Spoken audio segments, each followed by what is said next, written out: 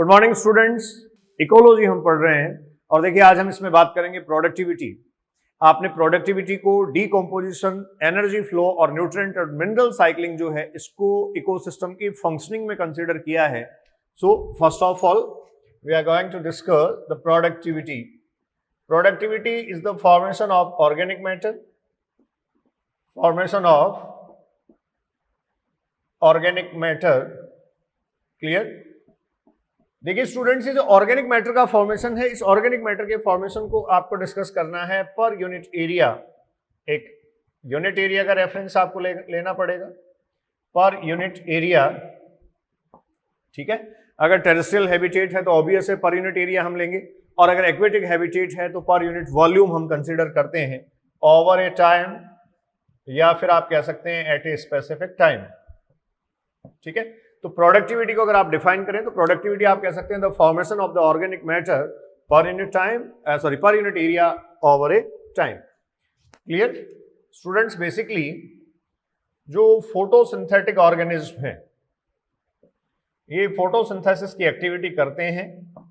इस फोटोसिंथेसिस की एक्टिविटी में आप ये कहेंगे जो ग्रीन प्लांट्स हैं या जो फोटोसिंथेटिक प्लांट्स हैं वो फोटोन एनर्जी को केमिकल एनर्जी में कन्वर्ट करते हैं और उस केमिकल एनर्जी को ऑर्गेनिक मैटर सिंथेसिस में यूटिलाइज करते हैं। This organic matter is basically the sugar, और शुगर का जो फॉर्मेशन है वो ही स्टूडेंट्स अल्टीमेटली प्रोडक्टिविटी कही जाती है। क्लियर? तो जो फोटोसिंथेसिस है ये फोटोसिंथेसिस प्रोडक्टिविटी का आप ये कह सकते हैं most significant, the major aspect है। तो क्या फोटोसिंथेसिस के अलावा भी कोई दूसरा रेफरेंस है जिससे प्रोडक्टिविटी आती होगी? मैंने देखिए पहले भी आपसे डिस्कस किया था, नेचर में दो टाइप के ऑर्गेनिज्म हैं जिनको ऑटोट्रॉप्स कहा जा सकता है। They are the photo autotrophs and chemo autotrophs. Clear? तो जो फोटोसिंथेसिस है ये फोटो ऑटोट्रॉप्स के लिए लिखा जाता है, और यहां से देखिए फाइनली स्टूडेंट्स ये जो प्रोडक्टिविटी आएगी ये फोटोसिंथेट्स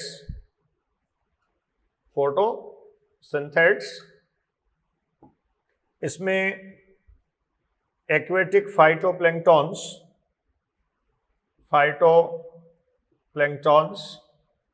से लेकर एल्गी, और इसके अलावा स्टूडेंट्स आप कह सकते हैं ग्रीन प्लांट्स। हालांकि एल्गी भी ग्रीन प्लांट्स में काउंट किए जाते हैं, लोअर प्लांट काउंट किए जाते हैं, लेकिन मैंने प्लांट्स अलग से इसलिए लिखा है जिससे आप उसके बाद हायर प्लांट्स को इसमें कंसीडर कर सकें। ठीक है, इसके अलावा प्रोडक्टिविटी बनाने वाले जो ऑर्गेनिज्म है ये हैं कीमो ऑटोट्रॉप्स। ठीक है, तो नेचर में एग्जैक्टली प्रोडक्टिविटी जो है वो कीमो ऑटोट्रॉप्स और फोटो ऑटोट्रॉप्स बनाते हैं। जो कीमो ऑटोट्रॉप्स हैं वो कीमोसिंथेटिक ऑर्गेनिज्म है, जो फोटो ऑटोट्रॉप्स है स्टूडेंट्स वो फोटोसिंथेटिक ऑर्गेनिज्म है। तो प्रोडक्टिविटी अल्टीमेटली क्या हुआ? The formation of the organic matter per unit time, per unit area over a time is called as the productivity. कोई एक स्क्वायर एरिया है, जैसे मान लीजिए कोई क्रॉपलैंड हम ले लें, यहां से ये कोई क्रॉपलैंड है और इस क्रॉपलैंड का कोई एक स्क्वायर एरिया आपने ले लिया। ठीक है ना? इस स्क्वायर एरिया में कोई किलोग्राम और किलोग्राम जो प्रोडक्टिविटी आएगी किलोग्राम पर मीटर स्क्वायर, जैसे हम कह सकते हैं मीटर स्क्वायर पर ईयर, ये यहाँ की प्रोडक्टिविटी होगी। यहाँ जो क्रॉप्स हैं ये क्रॉप्स का जो प्रोडक्शन होगा, इस प्रोडक्शन को आप किलोग्राम पर मीटर स्क्वायर पर ईयर में अगर कंसीडर करते हैं तो अल्टीमेटली ये प्रोडक्टिविटी को डिफाइन करता है। ठीक है, या फिर आप इसको ग्राम में लिख सकते हैं, ग्राम पर मीटर स्क्वायर पर ईयर। तो इस प्रोडक्टिविटी को स्टूडेंट्स अब हम कैटेगराइज कर सकते हैं। प्रोडक्टिविटी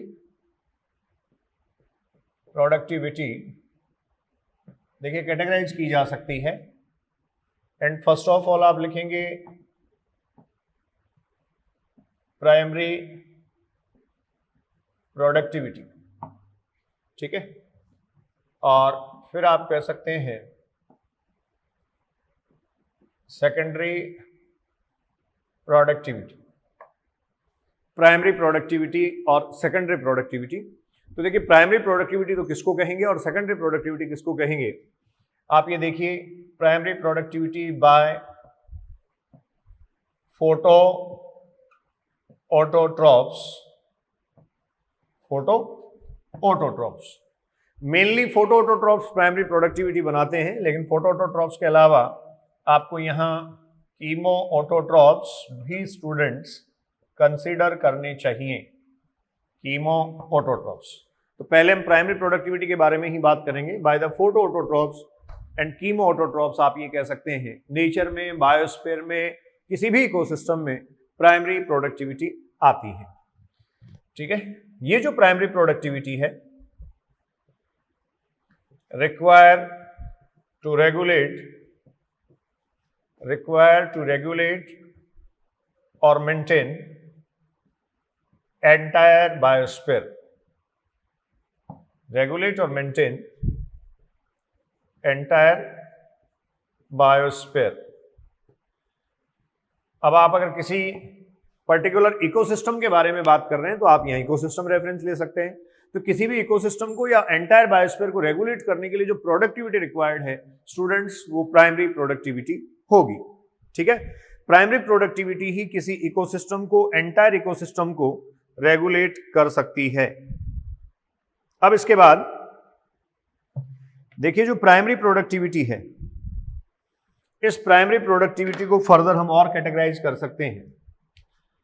फोटो ऑटोट्रॉप्स आपने कहा, मैंने कहा फोटो ऑटोट्रॉप्स कौन से ऑर्गेनिज्म हैं, फाइटोप्लैंक्टन्स हैं, एल्गी हैं, एंड प्लांट्स हैं। एल्गी के साथ ब्रायोफाइट्स, टेरिडोफाइट्स, ये आप जानते हैं लॉर क्रिप्टोगेम्स में या लॉर प्लांट्स में काउंट होते हैं। जिम्नोस्पर्म और एंजियोस्पर्म्स हायर प्लांट्स में काउंट होते हैं। तो फोटो ऑटोट्रॉप्स हुए। और उसके बाद में सेकंड रेफरेंस, अगला रेफरेंस आपने कहा कीमो ऑटोट्रॉप्स। और ये जो कीमो ऑटोट्रॉप्स हैं इसमें बेसिकली देखिए स्टूडेंट्स, कल भी हमने डिस्कस किया था, इसमें जो बैक्टीरिया है, इस बैक्टीरिया को आप प्रोड्यूसर काउंट करते हैं। तो नेचर में जो टोटल प्रोडक्टिविटी आती है, उस टोटल प्रोडक्टिविटी में से मैक्सिमम प्रोडक्टिविटी कौन बना रहा है, मैक्स प्रोडक्टिविटी आप ये कह सकते हैं जो फोटो ऑटोट्रॉप्स हैं यही बनाते हैं। मैक्सिमम प्रोडक्टिविटी फोटो ऑटोट्रॉप्स के थ्रू ही स्टूडेंट्स आती है। क्लियर। अब देखिए ये जो प्राइमरी प्रोडक्टिविटी है जो फोटोसिंथेटिक ऑर्गेनिज्म बना रही हैं, हम सीधा फोटोसिंथेसिस पे फोकस कर लेते हैं।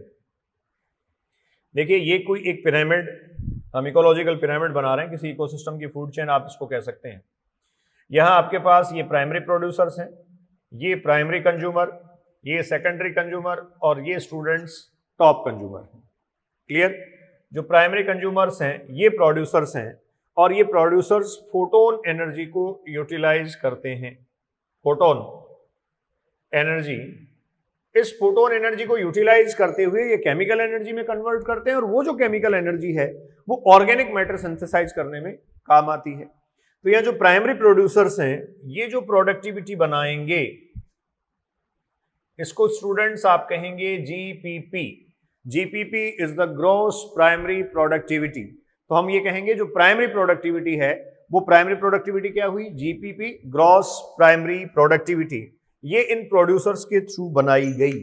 अब अगली काम की बात, ये जो प्राइमरी प्रोड्यूसर्स हैं फोटोसिंथेट्स हैं, फोटोसिंथेट्स। क्लियर। स्टूडेंट्स से प्राइमरी प्रोड्यूसर्स और फोटोसिंथेट्स जो हैं वो अपना मेंटेनेंस यहां जो बनाते हैं उसके लिए एनर्जी का एक अमाउंट यूटिलाइज करते हैं और उसको आप कहते हैं R. This R is the metabolic use और respiratory use. This R is the metabolic use और इसको रेस्पिरेटरी यूज भी कहा जाता है। आपको कई जगह ये रेस्पिरेटरी लॉस भी लिखा हुआ मिल सकता है, तो आप इसको सही कंसीडर करें। हम ये कह रहे हैं कि जो प्रोड्यूसर्स हैं, इन प्रोड्यूसर्स ने सोलर रेडिएशंस को ट्रैप करते हुए जो प्रोडक्टिविटी बनाई, ultimately that productivity was the GPP, gross primary productivity. इस ग्रॉस प्राइमरी प्रोडक्टिविटी को बनाया प्लांट्स ने। अब ये जो प्लांट्स और प्रोड्यूसर्स हैं वो अपने आप को मेंटेन करने के लिए यहाँ एक एनर्जी अमाउंट या उस प्रोडक्टिविटी का एक प्रोपोर्शन जो है वो ये यूटिलाइज कर जाते हैं और उस प्रोपोर्शन को आप कह रहे हैं आर। तो ये जीपीपी जो है इसमें से हमें आर माइनस करना पड़ेगा जैसे ही आप जीपीपी में से आर माइनस करते हैं तो इस फर्स्ट ट्रॉफिक लेवल पर जो ऑर्गेनिक मैटर है, जो स्टोरेज में ऑर्गेनिक मैटर है, या फिर सेकंड ट्रॉफिक लेवल के लिए जो ट्रांसफरेबल ऑर्गेनिक मैटर है, उसका अमाउंट आ जाएगा और स्टूडेंट्स उसको हम कहेंगे एनपीपी। क्लियर? तो देखिए वन बाय वन में अब आ रहा हूं। First trophic level, second trophic level, third trophic level, और ये देखिए फोर्थ ट्रॉफिक लेवल। ये आप पढ़ रहे हैं किसी एक फूड चेन और इकोलॉजिकल पिरामिड को। तो प्राइमरी प्रोडक्टिविटी के केस में हमें लिखना है, प्राइमरी प्रोडक्टिविटी के केस में हम बात लिखेंगे। देखिए यहां से जो प्राइमरी प्रोडक्टिविटी है, ये प्राइमरी प्रोडक्टिविटी स्टूडेंट्स आप डिस्कस करेंगे, जिसमें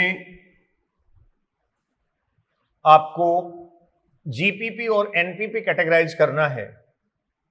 ग्रॉस प्राइमरी प्रोडक्टिविटी और नेट प्राइमरी प्रोडक्टिविटी आप कैटेगराइज करेंगे, जीपीपी एंड एनपीपी आप कैटेगराइज करेंगे। तो देखिए यहां जो प्राइमरी प्रोडक्टिविटी है, सेपरेटली मैं लिख रहा हूं, प्रोडक्टिविटी, ये जो प्राइमरी प्रोडक्टिविटी है इसमें आप पढ़ रहे हैं जीपीपी, ग्रॉस प्राइमरी प्रोडक्टिविटी, और इसके साथ साथ मैं लिख रहा हूं एनपीपी, नेट प्राइमरी प्रोडक्टिविटी। ये है gross primary productivity, gross primary productivity. Clear? जो ग्रॉस प्राइमरी प्रोडक्टिविटी है, इस ग्रॉस प्राइमरी प्रोडक्टिविटी में total organic matter formed by producers, formed by producers, जो ऑर्गेनिक मैटर है प्रोड्यूसर्स के थ्रू बनाया जाता है। Total organic matter that is formed by the producers, producers के थ्रू बनाया गया ये जो ऑर्गेनिक मैटर है, ये स्टूडेंट्स ऑर्गेनिक मैटर क्या होगा, जीपीपी या ग्रॉस प्राइमरी प्रोडक्टिविटी को बनाएगा। क्लियर? फिर हम कह रहे हैं देखिए GPP minus R is equals to NPP, ये है नेट प्राइमरी प्रोडक्टिविटी। ठीक है? तो ये एनपीपी क्या हुआ, नेट प्राइमरी प्रोडक्टिविटी, इसको आप कहेंगे नेट प्राइमरी प्रोडक्टिविटी। और नेट प्राइमरी प्रोडक्टिविटी के लिए आप मेंशन कर सकते हैं it is the biomass in storage, it is the biomass in storage at trophic level first, at trophic level first, biomass at the trophic level first, और उसके बाद ये तो आप कह सकते हैं biomass at trophic level first, biomass at the trophic level first. ठीक है? या फिर आप ये कह सकते हैं biomass at trophic level first, तो कौन सा, बायोमास इन स्टोरेज। और आप ये कह सकते हैं transferable biomass, transferable biomass, transferable मैंने लिख दिया है, biomass for trophic level, TL लिख रहा हूं शॉर्ट में स्टूडेंट्स, सेकंड। तो देखो एनपीपी क्या है, इसको फिर से हम डिफाइन करते हैं। आपने कहा फोटोसिंथेटिक जो प्रोसेस था, सोलर रेडिएशन या लाइट के इनपुट के कारण यह जीपीपी बनाया गया, that was the gross primary productivity. इस ग्रॉस प्राइमरी प्रोडक्टिविटी में से आर माइनस कर दिया गया, तो स्टूडेंट्स ये हुआ जीपीपी माइनस आर, यहां मैं मेंशन कर सकता हूं is equals to NPP, net primary productivity. ठीक है? आर जो था वो आपने कहा मेटाबॉलिक यूज और रेस्पिरेटरी यूज है इन प्रोड्यूसर्स का, हर एक ट्रॉफिक लेवल की ऑर्गेनिज्म का होगा, हर एक ट्रॉफिक लेवल की जो ऑर्गेनिज्म्स हैं उनका अपना एक रेस्पिरेटरी यूज या फिर आप ये कह सकते हैं उनका अपना एक जो मेटाबॉलिक यूज है वो होगा। तो यहां जीपीपी में से आर माइनस करने के बाद आपके पास बचा एनपीपी। तो मैं ये कह सकता हूं इस फर्स्ट ट्रॉफिक लेवल पर जो स्टोरेज में है या फिर इस फर्स्ट ट्रॉफिक लेवल से सेकंड ट्रॉफिक लेवल पर जो ट्रांसफरेबल है, जो प्राइमरी कंज्यूमर्स को ट्रांसफर होगा, जो हर्बीवोर्स को ट्रांसफर होगा, वो हर्बीवोर्स को ट्रांसफर होने वाला या ट्रांसफरेबल जो बायोमास है वो एग्जैक्टली क्या कहा जाएगा, एनपीपी। तो उसको स्टूडेंट्स आप कहेंगे NPP, the transferable biomass at second trophic level. इस प्राइमरी कंज्यूमर को जो ट्रांसफर होने वाला है उसको आप एनपीपी या नेट प्राइमरी प्रोडक्टिविटी काउंट करेंगे। क्लियर? तो देखो प्राइमरी प्रोडक्टिविटी क्या थी, आपने कहा फोटो ऑटोट्रॉप्स और कीमो ऑटोट्रॉप्स के थ्रू बनाएगी। ये जो फोटो ऑटोट्रॉप्स और कीमो ऑटोट्रॉप्स के थ्रू प्रोडक्टिविटी बनाएगी, ये किसी भी पर्टिकुलर इकोसिस्टम को या एंटायर बायोस्फीयर को रेगुलेट करने के लिए रिक्वायर्ड होती है। और इस प्रोडक्टिविटी को हम कहते हैं, सबसे पहला फॉर्म आपने इसका लिखा ग्रॉस प्राइमरी प्रोडक्टिविटी, जो टोटल फोटोसिंथेटिक अमाउंट है, total organic matter that was formed by the photosynthates. ठीक है, इसके बाद देखिए यहां आप ये कहेंगे जो प्राइमरी प्रोडक्टिविटी है, उस प्राइमरी प्रोडक्टिविटी में हमारे पास एनपीपी आया। तो देखो स्टूडेंट्स, ये जो एनपीपी है या नेट प्राइमरी प्रोडक्टिविटी है, अब ये सिग्निफिकेंट या इंपॉर्टेंट इसलिए भी है, क्यों?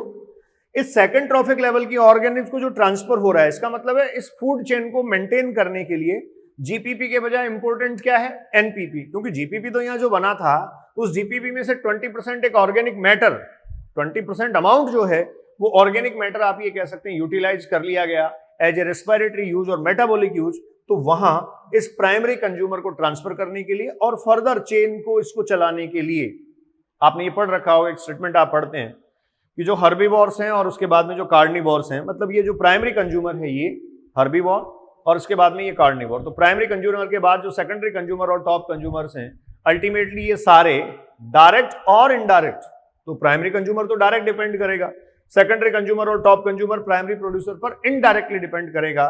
तो ये प्राइमरी कंज्यूमर और सेकेंडरी कंज्यूमर जो हैं, टर्सरी कंज्यूमर जो हैं, ये सब डायरेक्टली और इनडायरेक्टली आप ये कह सकते हैं प्राइमरी प्रोड्यूसर्स पर डिपेंड करते हैं। तो प्राइमरी प्रोड्यूसर्स पर इनकी जो डिपेंडेंसी है वो डिपेंडेंसी किस पे आएगी, एनपीपी पे। स्टूडेंट्स, नेट प्राइमरी प्रोडक्टिविटी या एनपीपी पे इनकी डिपेंडेंसी आती है। एनपीपी या नेट प्राइमरी प्रोडक्टिविटी जो है उस पर इनकी डिपेंडेंसी आती है। क्लियर? अब जो नेट प्राइमरी प्रोडक्टिविटी पे डिपेंडेंसी इनकी आ रही है, तो ये नेट प्राइमरी प्रोडक्टिविटी ही इनको रेगुलेट करने या इनको मेंटेन करने के काम आती है। ठीक है, अब आइए सेकेंडरी प्रोडक्टिविटी पे। आप सेकेंडरी प्रोडक्टिविटी क्या होगी, आप ये कह सकते हैं formation of organic matter, formation of organic matter by consumers, formation of the organic matter by consumers। आप कहेंगे कंज्यूमर्स के थ्रू या कंज्यूमर्स ने जो ऑर्गेनिक मैटर फॉर्म किया उसको सेकेंडरी प्रोडक्टिविटी कहते हैं। कैसे? देखिए, कंज्यूमर्स हैं, जैसे हम हैं, हर्बीवोर्स हैं, हम प्राइमरी प्रोडक्टिविटी खाकर सर्वाइव कर रहे हैं। तो आप ये भी कह सकते हैं द बायोमास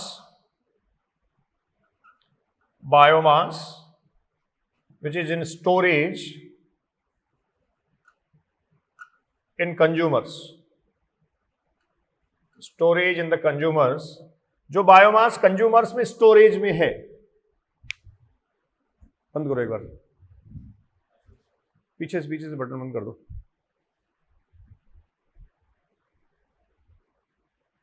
ये यहां से बटन, क्या हुआ? घर से कौन आया? क्या बात हो गई?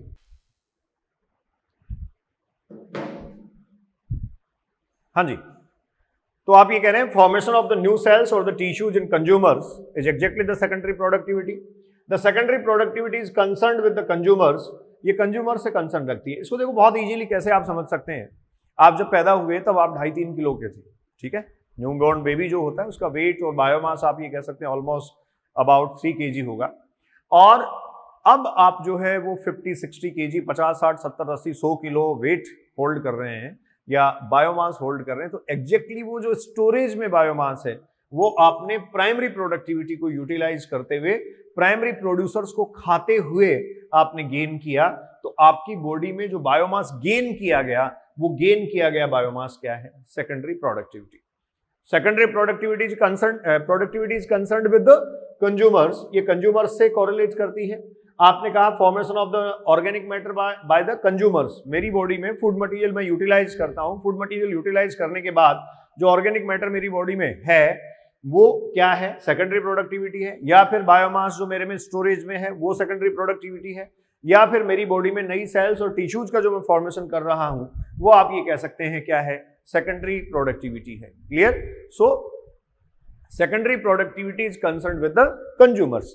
तो इसका मतलब आप ये कह सकते हैं नेचर में जो प्रोडक्टिविटी है वो प्राइमरी प्रोड्यूसर्स तो बनाते ही हैं, या जो प्रोड्यूसर्स हैं वो तो बनाते ही हैं, जो एंटायर बायोस्फीयर को रेगुलेट करने के काम आती है। लेकिन उसके अलावा भी स्टूडेंट्स आप ये कह सकते हैं जो कंज्यूमर्स हैं उनसे रिलेटेड या उनसे कंसर्न्ड भी एक प्रोडक्टिविटी फॉर्म है जिसको हम क्या कहेंगे, सेकेंडरी प्रोडक्टिविटी। क्लियर? तो नेचर में सेकेंडरी प्रोडक्टिविटी कंज्यूमर्स बनाते हैं और प्राइमरी प्रोडक्टिविटी आप ये सीधा कह दीजिए प्रोड्यूसर्स बनाते हैं। जो प्राइमरी प्रोडक्टिविटी थी उसके दो फॉर्मेट आपने देखे, जीपीपी और NPP, gross primary productivity and net primary productivity. ये जो ग्रॉस प्राइमरी प्रोडक्टिविटी है ये आपने कहा टोटल ऑर्गेनिक मैटर जो प्लांट्स के थ्रू या जो ऑटोट्रॉप्स हैं उनके थ्रू सिंथेसाइज किया गया, और उनको उस मैटर को सिंथेसाइज करने के बाद अपने आप को मेंटेन करने के लिए जो एनर्जी रिक्वायर्ड है उसको वो यूटिलाइज करते हैं, जिसको आपने मेटाबॉलिक यूज और रेस्पिरेटरी यूज कहा, आर। तो जीपीपी में से हमने आर माइनस कर दिया, जीपीपी से आर माइनस किए जाने के बाद आपके पास बचा एनपीपी या नेट प्राइमरी प्रोडक्टिविटी। तो इस तरीके से जो एनपीपी या नेट प्राइमरी प्रोडक्टिविटी है वो स्टूडेंट्स यहां इस फूड चेन को सस्टेन करवाने के लिए रेस्पॉन्सिबल है। अब इसके आगे बात करते हैं, प्राइमरी और सेकेंडरी प्रोडक्टिविटी हो गया। देखिए इन कंज्यूमर्स के पास कौन सी प्रोडक्टिविटी है, आप कहेंगे NPP, net primary productivity. Clear? यहां इन कंज्यूमर्स के पास नेट प्राइमरी प्रोडक्टिविटी आया, या फिर यहां से जो ट्रांसफरेबल बायोमास था वो आप ये कह सकते हैं स्टूडेंट्स एनपीपी था। अब इस एनपीपी की अवेलेबिलिटी प्राइमरी कंज्यूमर्स के लिए हुई, प्राइमरी कंज्यूमर्स के लिए जो एनपीपी की अवेलेबिलिटी थी, इस एनपीपी में से आपने कहा फिर हम आर माइनस करेंगे, इस एनपीपी से आपको फिर से आर माइनस करना है। और एनपीपी में से आर माइनस आप क्यों करेंगे, क्योंकि मैंने अभी कहा था हर एक ट्रॉफिक लेवल की जो ऑर्गेनिज्म है इनका स्टूडेंट्स अपना कंजप्शन होगा, ये भी अपने आप को मेंटेन करने के लिए एक रेस्पिरेटरी यूज जो है वो शो करेंगी या मेटाबॉलिक यूज शो करेंगी। तो उसके बाद फाइनली आपके पास बचेगा एनसीपी। तो यहां नया एक फॉर्मेट आपके पास है एनसीपी। इसको देखिए स्टूडेंट्स, कहते हैं हम net community productivity, net community productivity. और जो नेट कम्युनिटी प्रोडक्टिविटी होती है ये क्या है, ये है NPP minus R. Net primary productivity जो है उस नेट प्राइमरी प्रोडक्टिविटी में से आर आप माइनस करते हैं तो आपके पास बच जाती है एनसीपी। ठीक है? तो ये जो रेस्पिरेटरी यूज हर एक ट्रॉफिक लेवल पे है, देखिए ये रेस्पिरेटरी यूज जो हर एक ट्रॉफिक लेवल का है ये सक्सेसिवली इंक्रीज होता चला जाएगा। कैसे इंक्रीज होता चला जाएगा, प्राइमरी प्रोड्यूसर्स का आर वैल्यू जो है वो स्टूडेंट्स ऑलमोस्ट 20% होता है, प्राइमरी कंज्यूमर्स का 30%, और आप सेकेंडरी कंज्यूमर, टर्सरी कंज्यूमर और टॉप कंज्यूमर आप बात करें तो वो 60% काउंट किया जाता है। इसका बेसिक रीजन क्या है, ऑर्गेनिज्म सिंपल टू कॉम्प्लेक्स होती चली जा रही है। ठीक है?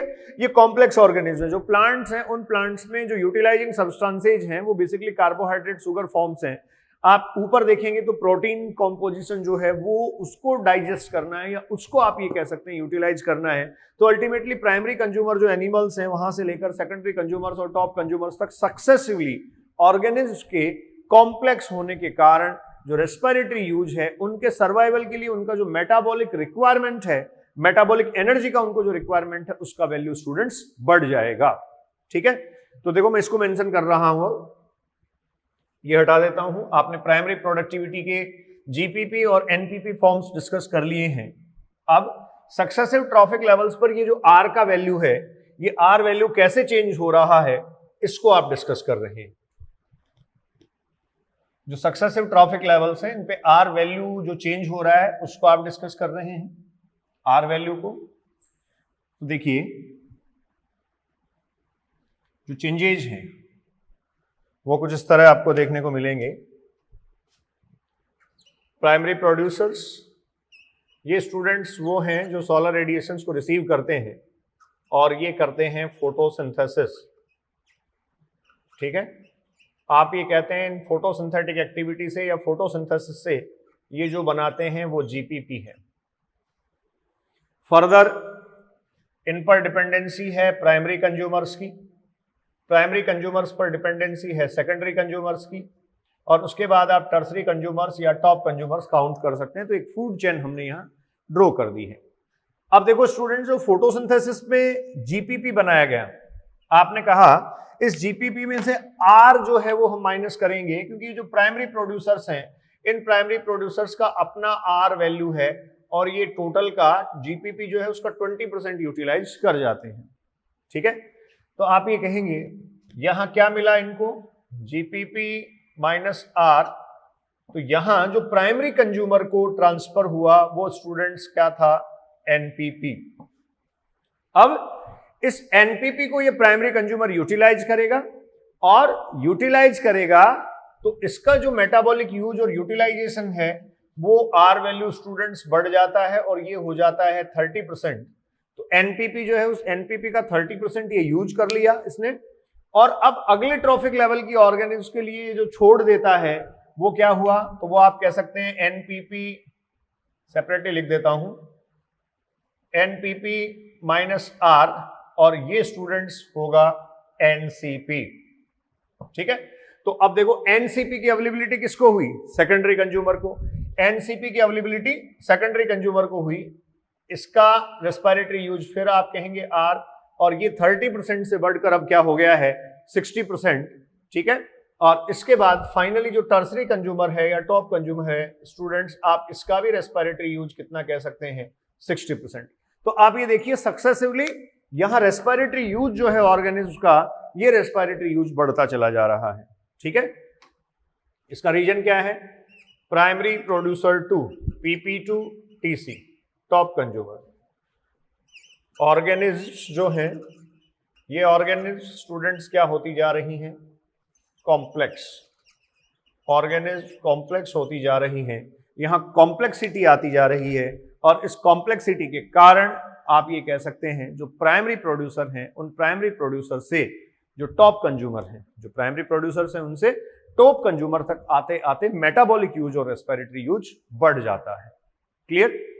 अब देखो एनसीईआरटी का कुछ मैटर हमें डिस्कस करना है, जिसमें प्रोडक्टिविटी जो है उस प्रोडक्टिविटी के बारे में आपसे कहा गया है, जो एनुअल प्रोडक्टिविटी है, जो थ्रू आउट प्रोडक्टिविटी स्टूडेंट्स है, वो कितनी आती है, और उस प्रोडक्टिविटी में से कैसे कैसे जो है वो एक्वेटिक और टेरेस्ट्रियल इकोसिस्टम में प्रोडक्टिविटी बनती है, इसकी बात की गई है। उससे पहले मैं आपसे यहाँ डिस्कस करूंगा फैक्टर्स अफेक्टिंग प्रोडक्टिविटी, और उसके बाद वो जो एक्वेटिक इकोसिस्टम और टेरेस्ट्रियल इकोसिस्टम है उसकी प्रोडक्टिविटी की हम बात करेंगे। ठीक है, तो देखिए यहां अगला आप रेफरेंस नोट करें, फैक्टर्स अफेक्टिंग प्रोडक्टिविटी। अगला एक रेफरेंस आप नोट कर लें जिसको हम कह रहे हैं फैक्टर्स अफेक्टिंग प्रोडक्टिविटी। ठीक है, फैक्टर्स अफेक्टिंग प्रोडक्टिविटी। ठीक है, देखिए फैक्टर्स अफेक्टिंग प्रोडक्टिविटी में सबसे पहले आपको टाइप ऑफ फोटोसिंथेट्स देखना पड़ेगा। फर्स्ट, टाइप्स ऑफ फोटोसिंथेट्स, जो फोटोसिंथेटिक ऑर्गेनिज्म है, इन फोटोसिंथेटिक ऑर्गेनिज्म को आपको देखना होगा। मतलब जो फोटोसिंथेटिक ऑर्गेनिज्म है उनका टाइप कैसा है, उनका नेचर कैसा है, या फिर आप कह सकते हैं इसी पे डिपेंड करेगा या इसी से कंसर्न होगा फोटोसिंथेटिक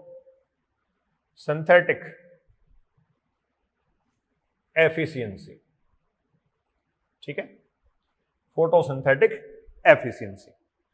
सेकंड में स्टूडेंट्स कह सकता हूं अवेलेबिलिटी ऑफ न्यूट्रिएंट्स। सेकंड जो है वो हम यहां कंसिडर कर सकते हैं अवेलेबिलिटी ऑफ न्यूट्रिएंट्स,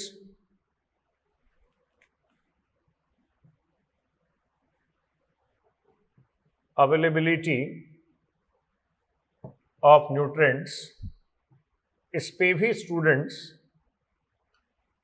जो प्रोडक्टिविटी है ये प्रोडक्टिविटी डिपेंड करेगी।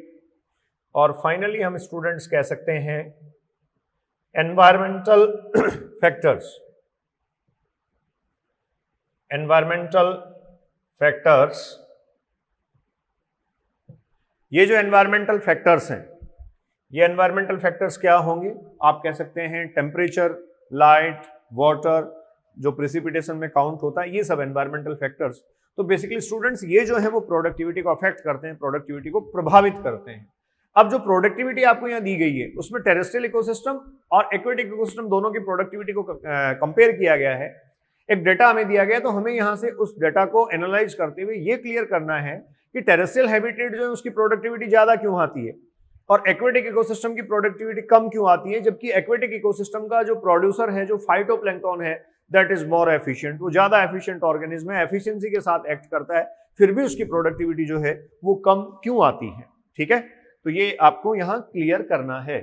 तो अगला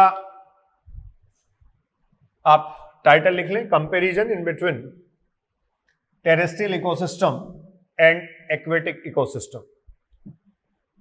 जो एक्वेटिक इकोसिस्टम और टेरेस्ट्रियल इकोसिस्टम है स्टूडेंट्स, उनकी प्रोडक्टिविटी को कंपेयर किया गया है और उनकी प्रोडक्टिविटी को कंपेयर करते हुए, जो प्रोडक्टिविटी है उसको कंपेयर करते हुए आपको प्रोडक्टिविटी में जो डिफरेंस आ रहा है उसको यहां डिस्कस करना है। क्लियर? इसको आपको यहां डिस्कस करना है। तो देखिए, एक्वेटिक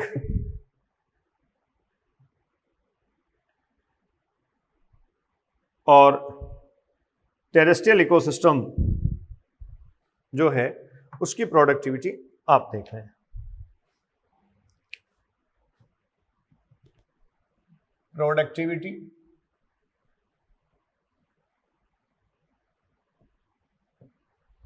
एक तरफ आप कहिए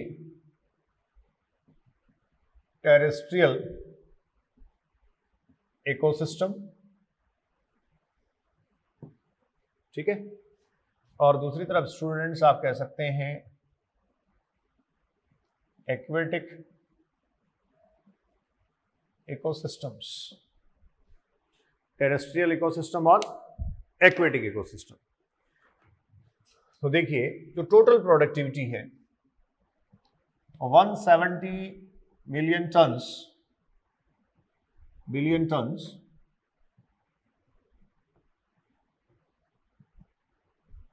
ये स्टूडेंट्स टोटल प्रोडक्टिविटी बताई गई है।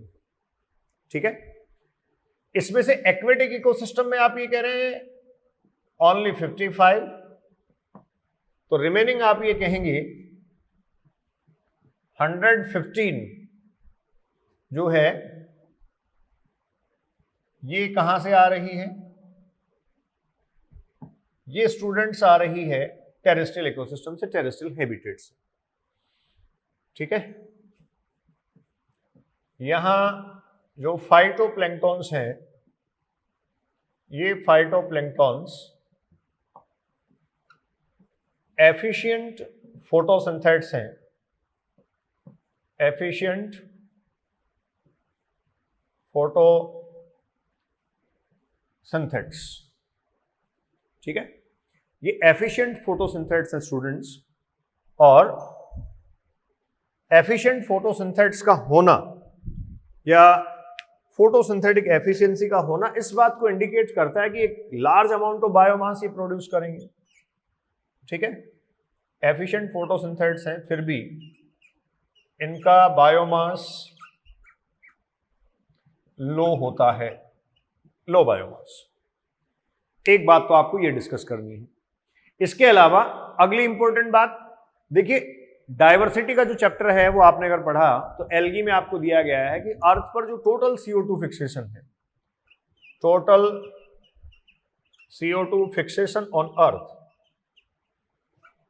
फिक्सेशन ऑन अर्थ जो है, या टोटल के बजाय हाफ अमाउंट आप सीधा कह दें, जो टोटल CO2 फिक्सेशन है उसका आधा एल्गी करते हैं या एक्वेटिक सिस्टम करता है। तो आप ये कह सकते हैं half amount of CO2 half amount of CO2 जो फिक्सेशन ऑन अर्थ है that occur by aquatic producers, aquatic producers. और ये जो एक्वेटिक प्रोड्यूसर्स हैं स्टूडेंट्स, ये हैं एल्गी। एक्वेटिक प्रोड्यूसर्स क्या है? एल्गी हैं। ये आपको मेंशन करके दिया है डाइवर्सिटी के चैप्टर में, जहां एल्गी को डिस्कस किया गया है। इसको बंद कर दे यार, कर ली यार। कब आया था ये? इसको बंद कर रहे भारत एक बार। हाँ तो बहुत डिस्टर्बेंस आया है। कब आया था ये? हाँ जी, आप ये कह रहे हैं हाफ अमाउंट ऑफ जो CO2 है टोटल फिक्सेशन का, वो एक्वेटिक प्रोड्यूसर्स करते हैं, एल्गी। डाइवर्सिटी के चैप्टर में ये मेंशन किया हुआ है, ठीक है। फिर भी इनकी प्रोडक्टिविटी सिर्फ 55, ओनली 55 आउट ऑफ 170, ठीक है ना। और ये 115 जो है वो प्रोडक्टिविटी बनाते हैं। तो ये जो फर्क है इतना, ये फर्क क्यों है? तो देखो यहां से क्या मैं एक बात कंक्लूड कर सकता हूं, लो और हाई बायोमास ऑफ प्रोड्यूसर्स या high biomass not concerned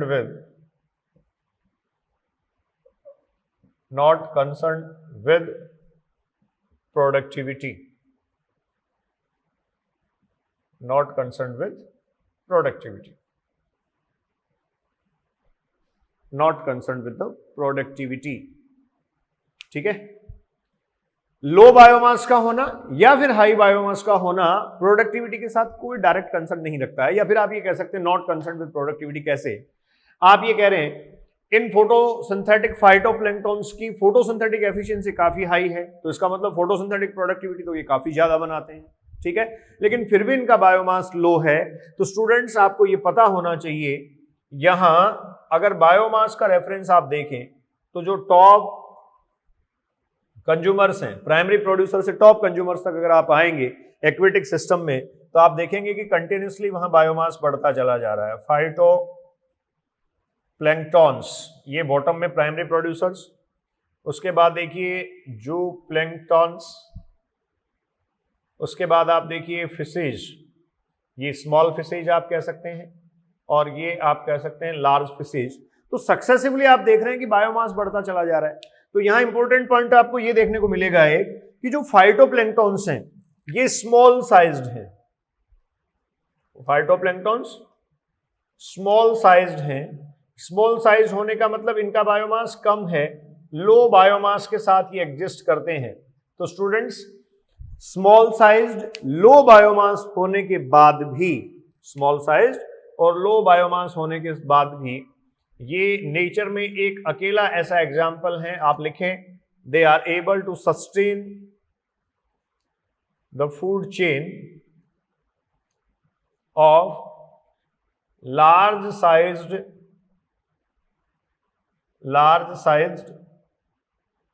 organism. इनसे बड़े साइज के ऑर्गेनिज्म हैं सारे, फाइटोप्लैंक्टन्स के बाद जू प्लैंक्टन्स, फिशेज और लार्ज फिशेज। इस तरीके से साइज जो है वो बढ़ता जा रहा है, बायोमास एग्जैक्टली आप ये कह रहे हैं बढ़ता चला जा रहा है। फिर भी स्मॉल साइज्ड ऑर्गेनिज्म और लो बायोमास का ऑर्गेनिज्म होने के बाद भी जो है वो इस लार्ज साइज्ड ऑर्गेनिज्म की फूड चेन को सस्टेन करवाने में कैपेबल है, लार्ज साइज्ड ऑर्गेनिज्म की फूड चेन को मेंटेन कर लेता है या सस्टेन करवा लेता है। तो लार्ज साइज फूड चेन को मेंटेन या सस्टेन ये कैसे करवा लेता है? आप ये कहेंगे लार्ज साइज ऑर्गेनिज्म को मेंटेन या सस्टेन ये इसलिए करवा लेता है क्योंकि ये जो फाइटोप्लैंक्टन्स हैं स्टूडेंट्स, इन फाइटोप्लैंक्टन्स का नंबर काफी ज्यादा होता है। जो फाइटोप्लैंक्टन्स हैं आप ये कह सकते हैं ये फाइटोप्लैंक्टन्स नंबर में आप ये कह सकते हैं काफी ज्यादा होते हैं, बिकॉज इनका नंबर टू हाई, यहां मैं लिख रहा हूं नंबर काफी ज्यादा है इनका, क्योंकि इनका जो बायोटिक पोटेंशियल है वो बायोटिक पोटेंशियल हाई होता है। बायोटिक पोटेंशियल क्या होगा स्टूडेंट्स? हाई। ऊपर की तरफ मैंने एरो लगाया है बायोटिक पोटेंशियल लिख के, तो आप कह सकते हैं बायोटिक पोटेंशियल इनका हाई होता है। ये इसलिए भी अपने से बड़े साइज के ऑर्गेनिज्म की फूड चेन को जो है वो सस्टेन करवा लेते हैं। अपने से बड़े साइज की ऑर्गेनिज्म की फूड चेन जो है वो सस्टेन करवाने में ये कैपेबल है। ठीक है, तो ये हुआ फाइटोप्लैंक्टन्स आपको रीजन समझ आया होगा, जो फाइटोप्लैंक्टन्स है वो एफिशिएंट प्रोड्यूसर्स हैं, लेकिन एफिशिएंट प्रोड्यूसर्स होने के बावजूद भी उनका लो बायोमास क्यों है? Because they are gradually utilized by their consumers. Only 55 million tons क्यों आ रही है प्रोडक्टिविटी? तो आप ये कह रहे हैं these phytoplanktons are efficient, these phytoplanktons are the efficient photosynthates, efficient producers हैं ये, फिर भी प्रोडक्टिविटी कम है। तो आप ये कह सकते हैं इनकी प्रोडक्टिविटी इसलिए कम है क्योंकि ये ग्रेजुअली अपने कंज्यूमर्स के थ्रू यूटिलाइज किए जाएंगे, क्योंकि इनके जो कंज्यूमर्स हैं सक्सेसिवली, आप ये देखिए, वो लार्ज साइज्ड ऑर्गेनिज्म हैं। ठीक है, तो लो बायोमास के साथ क्यों एग्जिस्ट कर रहे हैं? एक और रीजन हम कह सकते हैं, phytoplanktons gradually utilized by their consumers, अपने कंज्यूमर्स के थ्रू वो ग्रेजुअली यूटिलाइज किए जाते हैं। तो इससे एक कंसर्न आप और ले सकते हैं, देखिए कंज्यूमर्स इनके जो है वो इनको जल्दी जल्दी या फटाफट इनको यूटिलाइज किया जाता है। जैसे फाइटोप्लैंक्टन प्रोड्यूस करते हैं, फाइटोप्लैंक्टोनिक ऑर्गेनिज्म बनती हैं, आपने कहा इनका बायोटिक पोटेंशियल हाई है, ये नंबर में काफी ज्यादा होते हैं, तो जैसे ये प्रोड्यूस किए जाते हैं ये तुरंत खा लिए जाते हैं या इनको यूटिलाइज कर लिया जाता है जूप्लैंक्टन्स के थ्रू। तुरंत खाने का मतलब बहुत ज्यादा लंबा टाइम, लाइफ स्पान ज्यादा नहीं है इनका, लाइफ स्पान जो है वो काफी शॉर्ट है।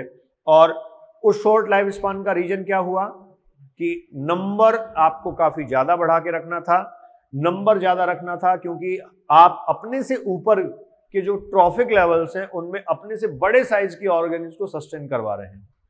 ठीक है, तो अपने से बड़े साइज की ऑर्गेनिज्म को सस्टेन करवाने के लिए यहां स्टूडेंट्स जो फाइटोप्लैंक्टन्स हैं, उन फाइटोप्लैंक्टन्स ने अपना बायोटिक पोटेंशियल इंक्रीज कर लिया, अपना नंबर बढ़ा लिया। अब इनको कम टाइम मिला, जनरेशन टाइम इनका शॉर्ट रहा, लाइफ स्पान इनका शॉर्ट रहा, तो यहां इनको अपना बायोमास एक्यूमुलेट करने के लिए भी कम टाइम मिला, इसलिए आप ये कह सकते हैं इनका साइज क्या है? स्मॉल है, इसलिए इनका साइज स्मॉल है। तो इस तरीके से जो एक्वेटिक इकोसिस्टम है उसकी प्रोडक्टिविटी जो है वो ओवरऑल प्रोडक्टिविटी आप कह रहे हैं कम आती है। ठीक है, क्योंकि लार्ज साइज ऑर्गेनिज्म जो है वो आप कह रहे हैं फूड चेन में एग्जिस्ट करते हैं। इसके अलावा एक और फैक्टर आप कह सकते हैं, प्रोडक्टिविटी जो है उसके कम होने का फैक्टर आप कह सकते हैं light and nutrients are the limiting factor. Light और न्यूट्रिएंट्स में लिमिटिंग फैक्टर, हालांकि फाइटोप्लैंक्टन्स के केस में तो हम नहीं कह सकते, क्योंकि फाइटोप्लैंक्टन्स तो फ्लोटिंग ऑर्गेनिज्म है, वाटर सरफेस के साथ फ्लोट करती रहती है, तो उनके लिए तो लाइट लिमिटिंग फैक्टर जनरली नहीं होता। लेकिन जो एल्गी है और डेप्थ के एल्गी हैं उनके लिए लिमिटिंग फैक्टर होगा, न्यूट्रिएंट सबके लिए लिमिटिंग फैक्टर होता है। तो light and nutrients are limiting factor, या लाइट एंड न्यूट्रिएंट में द लिमिटिंग फैक्टर, इसलिए प्रोडक्टिविटी ये कम है। ठीक है, इसलिए प्रोडक्टिविटी आप ये कह सकते हैं कम इनकी आती है। टेरेस्ट्रियल सिस्टम की बात कर लीजिए। टेरेस्ट्रियल सिस्टम में आप ये जानते हैं प्लांट्स की अवेलेबिलिटी है, ठीक है, 115 मिलियन टन एम, ठीक है, एम सॉरी, ठीक है। तो देखिए ये जो 115 मिलियन टन या प्रोडक्टिविटी जो आ रही है ये स्टूडेंट्स इसलिए क्योंकि इनकी जो फूड चेन अगर आप देखेंगे तो उसमें देखेंगे प्रोड्यूसर लार्ज साइज्ड है, उसके बाद जो कंज्यूमर्स हैं वो जनरली स्मॉल साइज्ड हैं। तो जो प्रोडक्टिविटी है उस प्रोडक्टिविटी को बनाने के साथ साथ उनको स्टोर करने का भी इनको पूरा टाइम मिलता है, या फिर आप ये कह सकते हैं उसका यूटिलाइजेशन कम होता है। ठीक है, तो टेरेस्ट्रियल इकोसिस्टम की प्रोडक्टिविटी हाई है और एक्वेटिक इकोसिस्टम की प्रोडक्टिविटी कंपैरेटिवली कम है। टेरेस्ट्रियल इकोसिस्टम में आप ये कह सकते हैं लाइट बेसिकली लिमिटिंग फैक्टर नहीं होता। न्यूट्रिएंट्स जो हैं स्टूडेंट्स, इन न्यूट्रिएंट्स की जो साइक्लिंग है ये न्यूट्रिएंट साइक्लिंग भी आप ये कह सकते हैं more perfect than the aquatic system. Aquatic system की बजाय न्यूट्रिएंट साइक्लिंग मोर परफेक्ट है और लाइट जो है वो जनरली लिमिटिंग फैक्टर नहीं होता, इसलिए टेरेस्ट्रियल और एक्वेटिक इकोसिस्टम की प्रोडक्टिविटी में ये डिफरेंस है। ठीक है, इसके बाद मैं कुछ और स्पेसिफिकेशंस आपसे डिस्कस करूंगा इसके। देखिए डिकम्पोजिशन का जो प्रोसेस है that is most essential process for the mineralization और the mineral cycling in nature. और आप जानते हैं मिनरल साइक्लिंग का जो प्रोसेस है उसी पे प्रोड्यूसर्स और प्लांट्स जो हैं उनका सर्वाइवल डिपेंड करता है। ठीक है, तो हम यहां बात करेंगे डिकम्पोजिशन। ये एक और इंपॉर्टेंट फंक्शन आप कह सकते हैं इकोसिस्टम का है डिकम्पोजिशन। डिकम्पोजिशन क्या है तो आप कहेंगे डिग्रेडेशन और द ब्रेकडाउन, आप नोट करते चले जाएं। डिग्रेडेशन और ब्रेकडाउन ऑफ ऑर्गेनिक मैटर। जो ऑर्गेनिक मैटर है उसका डिग्रेडेशन और ब्रेकडाउन स्टूडेंट्स होना होता है। इस प्रोसेस का जो ऑब्जेक्टिव है, ऑब्जेक्टिव क्या है इसका, तो आप ये कह सकते हैं टू रिलीज मिनरल्स को रिलीज करवाना इस प्रोसेस का ऑब्जेक्टिव है। और अल्टीमेटली आप ये कह सकते हैं मिनरल्स की जो साइक्लिंग है नेचर में, या फिर न्यूट्रिएंट साइक्लिंग, ये न्यूट्रिएंट साइक्लिंग एग्जैक्टली इस पर्टिकुलर प्रोसेस का ऑब्जेक्टिव है। ठीक है, तो देखिए डीकॉम्पोजिशन के प्रोसेस में आपने कहा डिग्रेडेशन और the breakdown of the organic matter, और क्यों किया जा रहा है, तो आपने कहा मिनरल साइक्लिंग और न्यूट्रिएंट साइक्लिंग के लिए ऐसा किया जा रहा है। यहां डीकॉम्पोजर्स इन्वॉल्व हैं, डीकॉम्पोजर्स जो इन्वॉल्व हैं, ये डीकॉम्पोजर्स स्पेसिफिकली आप कह सकते हैं नेचर में बैक्टीरिया और फंजाई होंगी। क्लियर स्टूडेंट्स, डीकॉम्पोजर्स हैं जो बैक्टीरिया और फंजाई होंगे। ये जो डीकॉम्पोजर्स हैं ये बैक्टीरिया और फंजाई होते हैं डेड ऑर्गेनिक मैटर पर सर्वाइव करने वाले और वहां से न्यूट्रिशन गेन करने वाले ऑर्गेनिज्म को हम सेप्रोफाइट्स में काउंट करते हैं। ठीक है, तो आप देखिए डिफाइनिंग प्रोटोकॉल पे आते हैं। आप ये कहेंगे a process by which, note करते जाएं, a process by which complex dead organic matter, complex dead organic matter is converted to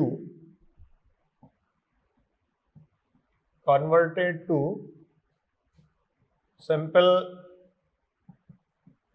inorganic substances,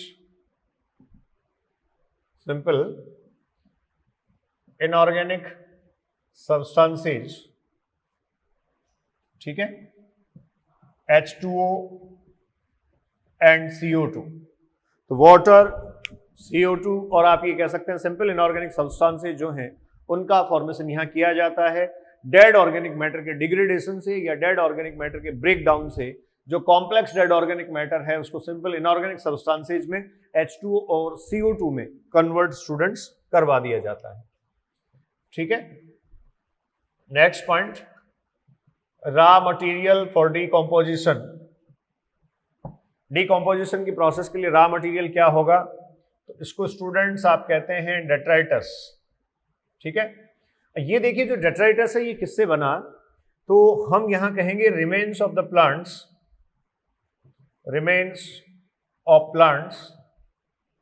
और जो रिमेन्स ऑफ प्लांट्स हैं, रिमेन्स ऑफ प्लांट्स में आपके पास लीव्स,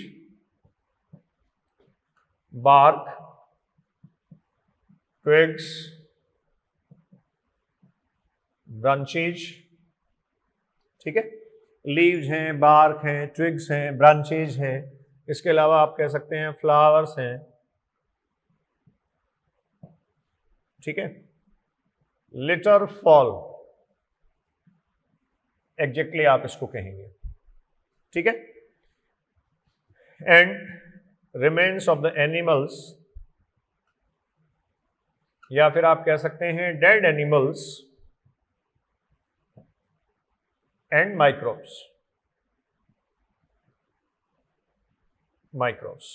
ठीक है, remains of the plants, dead animals and microbes, ये सब जो हैं स्टूडेंट्स ये बनाते हैं डेट्राइटस। तो डेट्राइटस एग्जैक्टली लिटर फॉल और डेड एनिमल्स और माइक्रोब्स का कॉम्पोजिशन है। यहां main site of decomposition, main site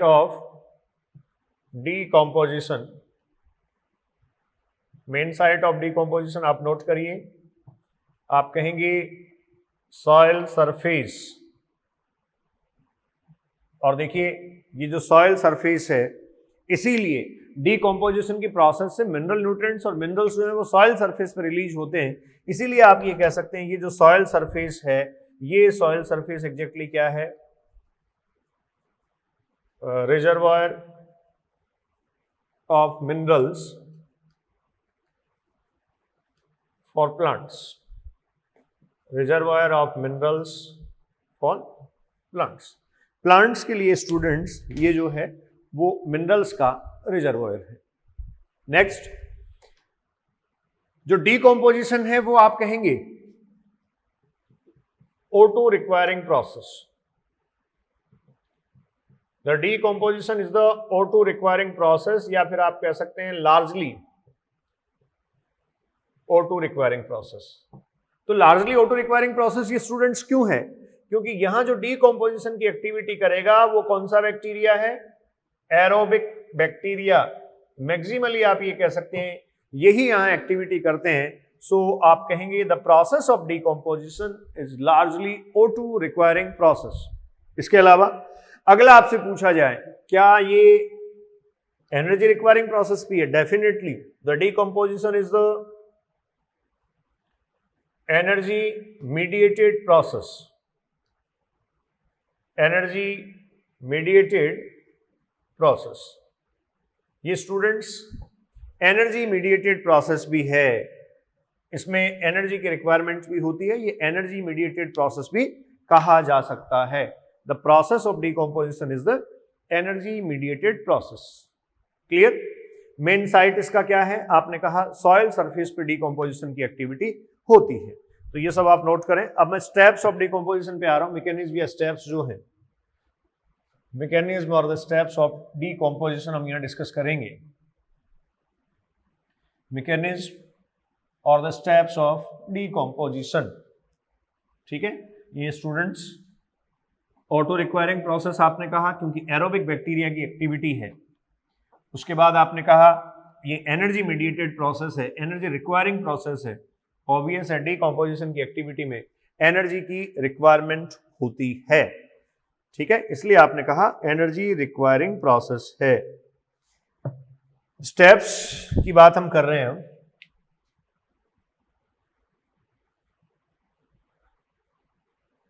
steps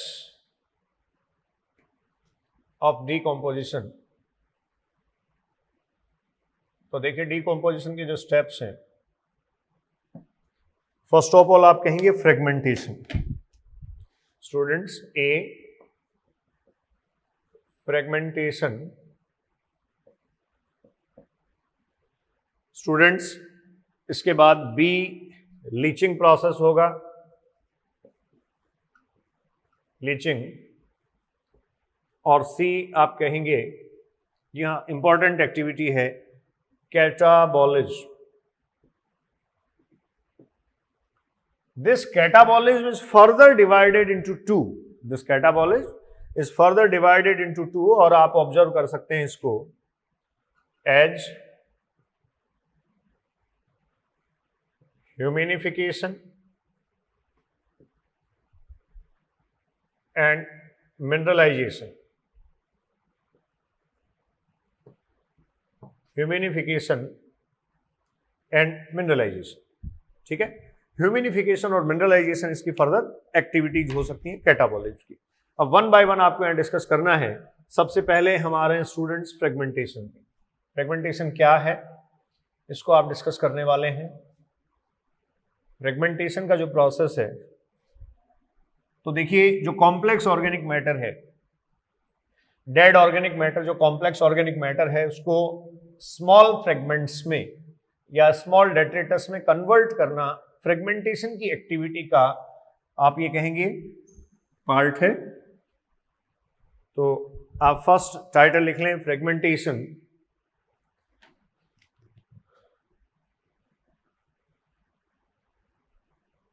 fragmentation,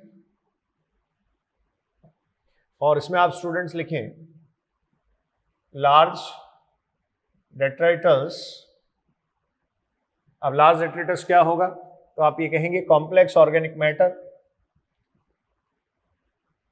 complex organic matter, ठीक है। ये जो लार्ज डेट्रिटस है स्टूडेंट्स, इसको आप कहेंगे स्मॉल डेट्रिटस। ये स्मॉल डेट्रिटस में कन्वर्ट कर दिया गया, आप कह सकते हैं small PCs of dead organic matter, small pieces of dead organic matter में इसको कन्वर्ट कर दिया गया।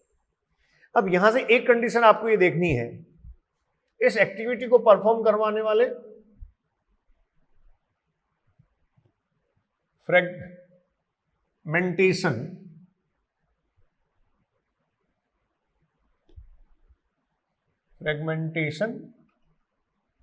की एक्टिविटी को परफॉर्म करवाने वाले आपके पास हैं अर्थवॉर्म टर्मिट्स।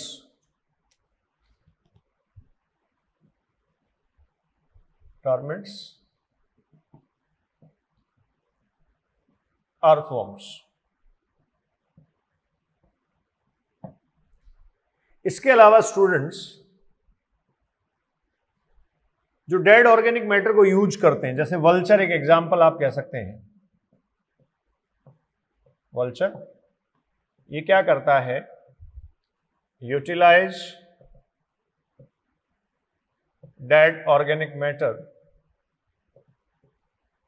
और डेड ऑर्गेनिक मैटर या डेड एनिमल्स को ये यूटिलाइज करता है, आप जानते हैं खाता है इसको, तो ऑब्वियस है इसके बाद इसके जो एक्सक्रीटरी प्रोडक्ट्स होंगे या एक्सक्रीटरी मटेरियल इसका जो होगा, उस एक्सक्रीटरी मटेरियल के थ्रू भी आप ये कहेंगे जो मिनरल्स हैं, इन मिनरल्स को रिलीज करवाया जा सकेगा, ठीक है। तो देखो फर्स्ट एक्टिविटी आपके पास हुई फ्रेगमेंटेशन, जिसमें लार्ज डेट्रिटस जो है उस लार्ज डेट्रिटस को स्मॉल डेट्रिटस में कन्वर्ट कर दिया गया, ठीक है। तो ये जो डेड ऑर्गेनिक मैटर को यूटिलाइज करते हैं, इनको आप कह सकते हैं ये स्टूडेंट्स होते हैं सैप्रोफाइट्स। ये क्या है, सैप्रोफाइट्स।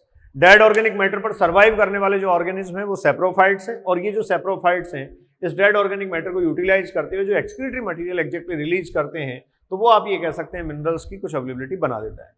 तो देखो ये जो पहली एक्टिविटी आप पढ़ रहे हैं, फर्स्ट एक्टिविटी जो फ्रेगमेंटेशन हुई, क्या इस फ्रेगमेंटेशन की एक्टिविटी से कुछ न्यूट्रिएंट्स बाहर आए? डेफिनेटली आए। जैसे मान लीजिए ये डेड ऑर्गेनिक मैटर है, this is the dead organic matter. अब ये डेड ऑर्गेनिक मैटर है, सॉइल सरफेस पे पड़ा है, और इस पर ये जो टर्मिट्स और अर्थवॉर्म्स या जो भी ऑर्गेनिज्म है, ये फ्रेगमेंटेशन की ऑर्गेनिज्म फ्रेगमेंटेटर जो करेंगे, इस फ्रेगमेंटेशन की प्रोसेस से ये क्या कर देंगे, इसको क्रश कर देंगे, इस लार्ज साइज डेट्रिटस को स्मॉल पीसेज में डिवाइड कर देंगे, और ऐसा जब करेंगे तो आप ये कह सकते हैं यहां partial release of the minerals होगा। यहां स्टूडेंट्स नोट करें आप, there the partial release of minerals, the partial release of minerals, ठीक है। जो मिनरल न्यूट्रिएंट्स हैं उनका पार्शियल रिलीज यहां होता है, और ये जो मिनरल न्यूट्रिएंट्स हैं आपको पता है इनऑर्गेनिक सब्सटेंसेज हैं, तो ये वाटर सॉल्युबल इनऑर्गेनिक सब्सटेंसेज जो हैं वो सॉइल होरिजन लेयर से नीचे की तरफ शिफ्ट होते चले जाएंगे। That process is known as the leaching. तो अगला स्टेप इसका आपको पढ़ना है, जो फ्रेगमेंटेशन की एक्टिविटी है, इसके बाद स्टूडेंट्स अगला स्टेप है, सेकंड में लिख रहा हूं leaching. B the process is known as the leaching, ठीक है। तो लीचिंग प्रोसेस क्या हुआ, आप कहेंगे water soluble inorganic material, water soluble inorganic material जो है, ये students water soluble inorganic material leach down हो जाता है, लीच डाउन। इसका लीच डाउन होना क्या है, इनऑर्गेनिक मटेरियल लीच डाउन होना है तो इसका मतलब आप ये कह सकते हैं pass through the soil horizon layers, pass through soil horizon layers pass through the soil horizon layers. Soil horizon layers के थ्रू ये स्टूडेंट्स जो है वो पास होता है, और सॉइल हॉरिजन लेयर्स के थ्रू पास होता है तो आप ये कह सकते हैं ये साइक्लिंग से बाहर चला गया। अब सॉइल हॉरिजन लेयर्स के थ्रू पास होते हुए ये कहां जा सकता है, तो आप ये कहेंगे ये रिजर्वॉयर में चले जाते हैं, और रिजर्वॉयर में अगर आप कहेंगे ये चले गए तो ये हो गए out of the cycling, cycling से बाहर आ गए। ठीक है, आउट ऑफ साइक्लिंग मतलब जो रिजर्वॉयर का प्रोसेस है, सॉरी रिजर्वॉयर जो स्टोरेज है, ऑब्वियस है रिजर्वॉयर में स्टोरेज में चले जाने के बाद जनरली ये साइक्लिंग में नहीं आएंगे, हालांकि ऐसा नहीं है, रिजर्वॉयर से भी साइक्लिंग प्रोसेस होता है, लेकिन जो जनरल साइक्लिंग है कि वहां सॉइल सरफेस पे ही पड़े रहते हैं और वहां सॉइल सरफेस से प्लांट जो है वो अपटेक कर लेते हैं और प्लांट्स वापस यूटिलाइज करते, फिर डेड और डिग्रेड होते, फिर से फ्रेगमेंटेशन चलता, ये सब जो है उसमें ये बाहर हो जाते हैं। तो out of the cycling generally reservoir में ही चले जाते हैं, साइक्लिंग से आउट हो जाते हैं। तो ये स्टूडेंट्स आपके पास इसका दूसरा स्टेप है, सेकंड प्रोसेस है, जिसको आप कह रहे हैं लीचिंग। ठीक है, तो लीचिंग में आप डिफाइन अगर करना चाहें तो आप ये कह सकते हैं सॉइल हॉरिजन लेयर से जो सब्सटेंसेज हैं, वाटर सॉल्युबल इनऑर्गेनिक मटेरियल और substantial will leach down. Next और थर्ड मेन एक्टिविटी पे मैं आ रहा हूं, that is the catabolism. Steps आप पढ़ रहे हैं, स्टेप्स ऑफ द डिकम्पोजिशन, और थर्ड है इसमें स्टूडेंट्स कैटाबॉलिज। थर्ड जो है वो होगा कैटाबॉलिज। आप पढ़ रहे हैं steps for decomposition,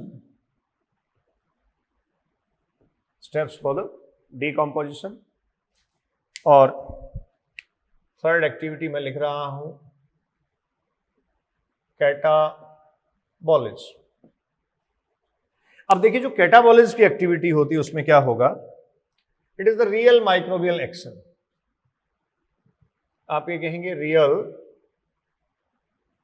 microbial action. इस रियल माइक्रोबियल एक्शन में क्या होगा, यहां हम कह सकते हैं माइक्रोब्स और जो बैक्टीरिया होंगे, द माइक्रोब्स और बैक्टीरिया विल डिग्रेड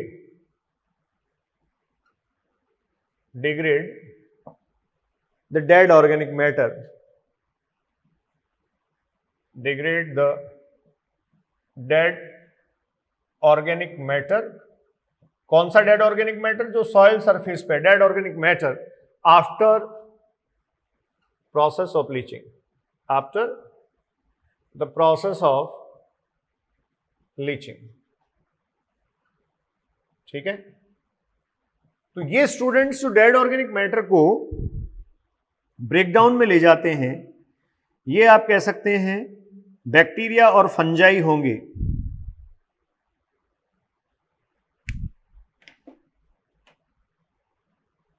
तो यहां मैं लिख सकता हूं, इनको सबको हटा दीजिए, और देखिए कैटाबॉलिज्म जो मेन एक्टिविटी है उस पर हम डिस्कस कर रहे हैं। डिकम्पोजिशन की मेन एक्टिविटी स्टूडेंट्स आप कह रहे हैं कैटाबॉलिज्म है। The main activity of decomposition is the catabolism. Main activity of decomposition क्या हुआ, कैटाबॉलिज्म।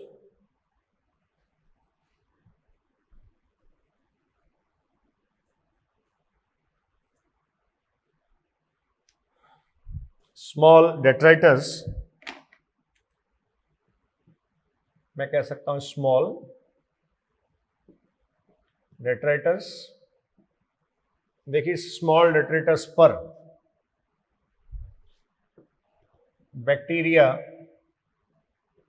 और आप कहिए फंजाई, ये दोनों एक्टिविटी करते हैं, और ये जो एक्टिविटी है ये स्टूडेंट्स है कैटाबॉलिज्म। अब इस कैटाबॉलिज्म के होने से क्या होगा, वहां से फिर आप ये कहेंगे मिनरल्स रिलीज होंगे, मिनरल्स रिलीज होंगे और ये जो है वो लीड करवा देगा ह्यूमस फॉर्मेशन को, और ये जो ह्यूमस फॉर्मेशन है इसी को आप कहते हैं ह्यूमिनिफिकेशन। इसको स्टूडेंट्स आप कहते हैं ह्यूमिनिफिकेशन। ठीक है, तो स्मॉल डेट्राइटस पर बैक्टीरिया और फंजाई का एक्शन होगा, ये आप कह सकते हैं जो माइक्रोबियल एक्शन है, इस माइक्रोबियल एक्शन से भी मिनरल रिलीज होंगे। मिनरल्स जो रिलीज हो रहे हैं वो फिर से आप ये कहेंगे कंटिन्यू करेंगे, सॉइल हॉरिजन लेयर्स में चले जाएंगे या सॉइल लेयर्स पे पड़े रहेंगे और साथ में वहां ह्यूमस फॉर्मेशन होता रहेगा। अब ये जो ह्यूमस फॉर्मेशन है इसी एक्टिविटी को आप कहेंगे ह्यूमिनिफिकेशन। ठीक है, तो देखिए क्या है ये, मैं इसको डिटेक्ट कर रहा हूं। आपके पास है कैटाबॉलिज्म, और कैटाबॉलिज्म में आप ये कह रहे हैं बैक्टीरिया और फंजाई ऐसा करते हैं, सॉरी, हाँ जी, बैक्टीरिया और फंजाई क्या करेंगे, ये डीकॉम्पोजर्स हैं। डीकॉम्पोजर्स सीक्रेट एंजाइम्स और chemical substances, secret the enzyme और केमिकल्स आप लिख सकते हैं, एंजाइम और केमिकल से सीक्रेट करते हैं। अब देखिए डेड ऑर्गेनिक मैटर जो है, उस डेड ऑर्गेनिक मैटर की सराउंडिंग में एंजाइम्स और केमिकल जब सीक्रेट करवाए गए तो ऐसे वो जो डेड ऑर्गेनिक मैटर है वो आप ये कह सकते हैं बेसिकली सॉल्यूबल फॉर्म में आ जाता है और वो डिग्रेड होता है, और उस सॉल्यूबल फॉर्म से ही कुछ बैक्टीरिया या बैक्टीरिया बेसिकली जो है वो अपना ऑस्मोट्रॉफिक नेचर शो करते हैं, वो अपना सेप्रोफाइटिक नेचर शो करते हैं। तो सेप्रोफाइट का और डीकंपोजर का डिफरेंस आपको यहां समझना जरूरी है। सेप्रोफाइट्स कौन है, आप ये कहेंगे saprophytes obtain nutrition from dead organic matter, from dead organic matter. ये डेड ऑर्गेनिक मैटर पर न्यूट्रिशन ऑब्टेन करने वाले हैं। Saprophytes survive on dead organic matter, survive on dead organic matter. Light interruption students, short interruption था। Survive on dead organic matter.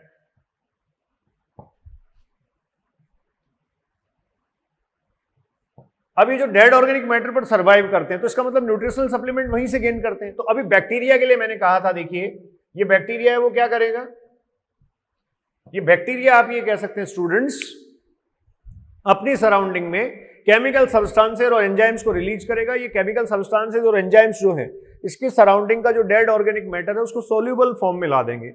Soluble form में ला देंगे तो वहां से ये एब्जॉर्ब कर सकेंगे।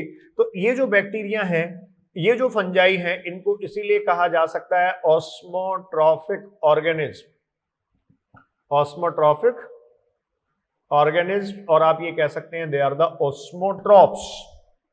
ठीक है, ये डिकम्पोजिशन की एक्टिविटी के टाइम ऐसा हो रहा है। एक स्टेटमेंट यहां मैं मेंशन कर रहा हूं, बहुत इंपॉर्टेंट है आपके लिए, ऑल डिकम्पोजर्स आर सेप्रोफाइट्स, ऐसा है, या फिर ऑल सेप्रोफाइट्स आर डिकम्पोजर्स। जितने सेप्रोफाइट्स हैं वो डिकम्पोजर्स तो हैं, लेकिन सारे डिकम्पोजर सेप्रोफाइट हो ये जरूरी नहीं है। तो आप मेंशन करें all saprophytes are decomposers, all saprophytes are decomposers। जो डेड ऑर्गेनिक मैटर पर सर्वाइव करते हैं वो सारे सेप्रोफाइट्स जो हैं वो डीकम्पोजर्स हैं, but all decomposers are not saprophytes, but all decomposers are not saprophytes, all decomposers are not saprophytes. सारे डीकम्पोजर्स जो हैं वो स्टूडेंट्स सैप्रोफाइट्स नहीं है। ठीक है, all decomposers are not saprophytes, मतलब डेड ऑर्गेनिक मैटर को डिग्रेड तो कर रहे हैं लेकिन जरूरी नहीं है वहां से न्यूट्रिशन ऑब्टेन करें।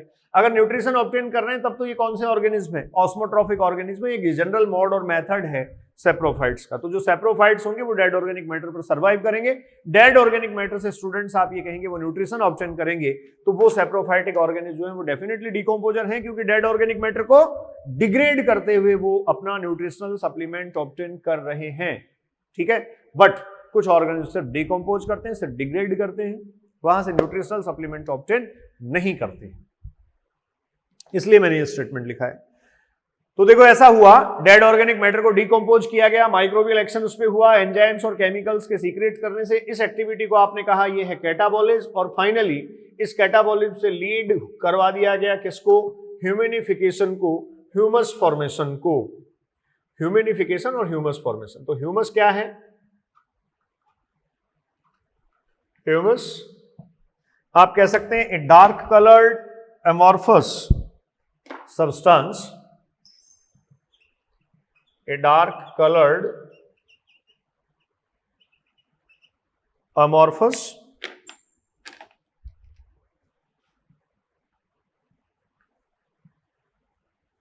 substance, ठीक है, a dark colored amorphous substance. Next, slightly acidic. ठीक है, क्योंकि देखो ह्यूमस जब बना तो आप ये कह सकते हैं मिनरल रिलीज हो चुका, लेकिन अभी भी इस ह्यूमस में अल्टीमेटली ह्यूमस में भी कुछ मिनरल कंटेंट प्रेजेंट है, या फिर आप ये कह सकते हैं जो मिनरल कंटेंट है उसको रिलीज करवाया जा चुका है। अब यहाँ डेड ऑर्गेनिक मैटर का जो स्लरी है, डेड ऑर्गेनिक मैटर का जो रिमेनिंग पार्ट है वो और मिनरल न्यूट्रिएंट्स अलग अलग प्रेजेंट हैं, तो स्लाइटली एसिडिक होता है। After formation of humus, after the formation of humus, rate of decomposition, आप स्टूडेंट्स नोट करें, ये इंपॉर्टेंट है, क्वेश्चन पूछा जा सकता है। Rate of decomposition will become slower, rate of decomposition slow हो जाएगी after the formation of humus because of its acidic nature. ये स्लाइटली एसिडिक नेचर का है, डार्क कलर अमॉर्फस सब्सटेंस है। ठीक है, इसके लिए आपको लिखा हुआ मिल सकता है humus is resistant to the microbial action, मतलब अब माइक्रोबियल एक्शन इसमें कम होंगे, और एक तरीके से रेजिस्टेंट भी आप इसको कह सकते हैं, क्योंकि देखो इसमें क्या होगा, ज्यादा से ज्यादा इसमें से निकाल लिया गया एक तरीके से। आप ये कहें जब कैटाबॉलिज्म की जो प्रोसेस हुई, उस कैटाबॉलिज्म के प्रोसेस से मैक्सिमम मिनरल रिलीज हो गया। मैं फिर बोल रहा हूं, इसको ह्यूमस को कहा गया it is resistant for the microbial action. Humus के लिए कहा जा रहा है it is the resistant for microbial action, और माइक्रोबियल एक्शन के लिए अगर रेजिस्टेंट है, it is resistant for the microbial action, तो माइक्रोबियल एक्शन के लिए रेजिस्टेंट ये क्यों है, बिकॉज मैक्सिमम मिनरल रिलीज जो है वो करवाया जा चुका है कैटाबॉलिज्म के ठीक बाद। आप ये कह रहे हैं कैटाबॉलिज्म भी लीड करवा रहा है ह्यूमिनिफिकेशन को, तो वहां जो कंटेंट बच रहा है उसको आप क्या कह रहे हैं, humus, resistant for the microbial action. तो माइक्रोबियल एक्शन के लिए रेजिस्टेंट इसको कह सकते हैं आप। इसके अलावा आप ये कह सकते हैं ये कोलोइडल सब्सटेंस है, bind with the clay particles, colloidal substance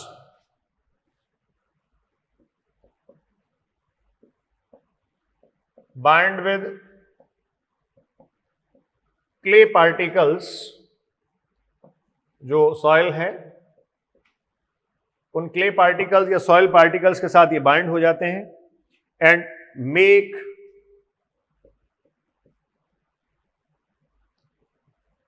soil porous. ठीक है, इसके अलावा ह्यूमस बनने के बाद देखिए सॉइल की वाटर होल्डिंग कैपेसिटी बढ़ जाती है। ह्यूमस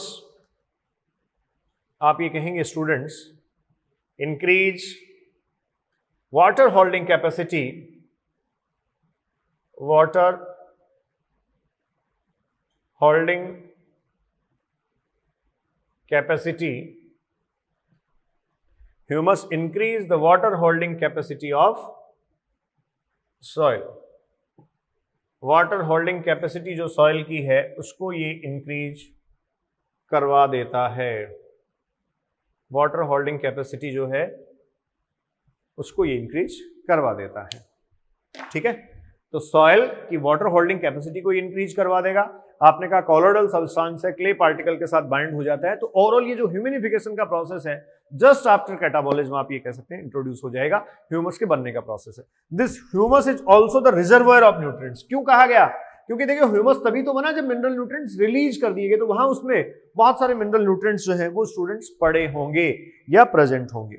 तो लास्ट स्टेटमेंट इसके लिए मैं लिख रहा हूं, humus is also the reservoir of nutrients.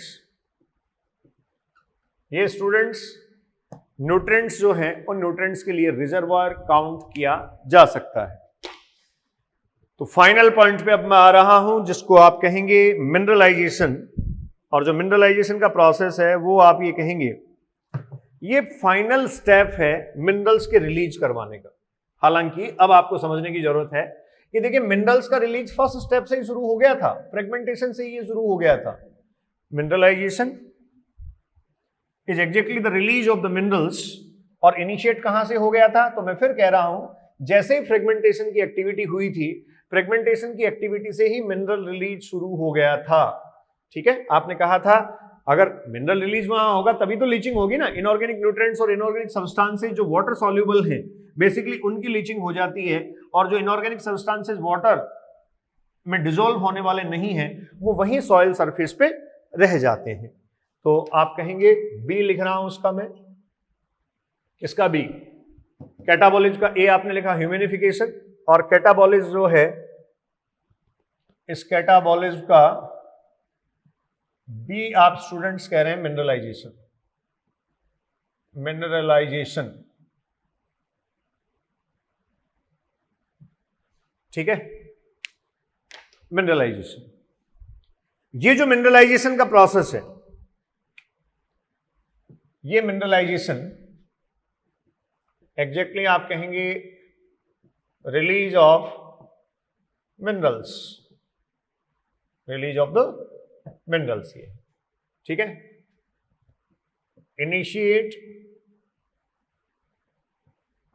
Just after fragmentation, just after fragmentation. Students fragmentation के ठीक बाद ही एक तरीके से आप ये कहिए ये शुरू हो जाता है। फ्रेगमेंटेशन के ठीक बाद ही ये जो प्रोसेस है वो कंटिन्यू होता है। उसके बाद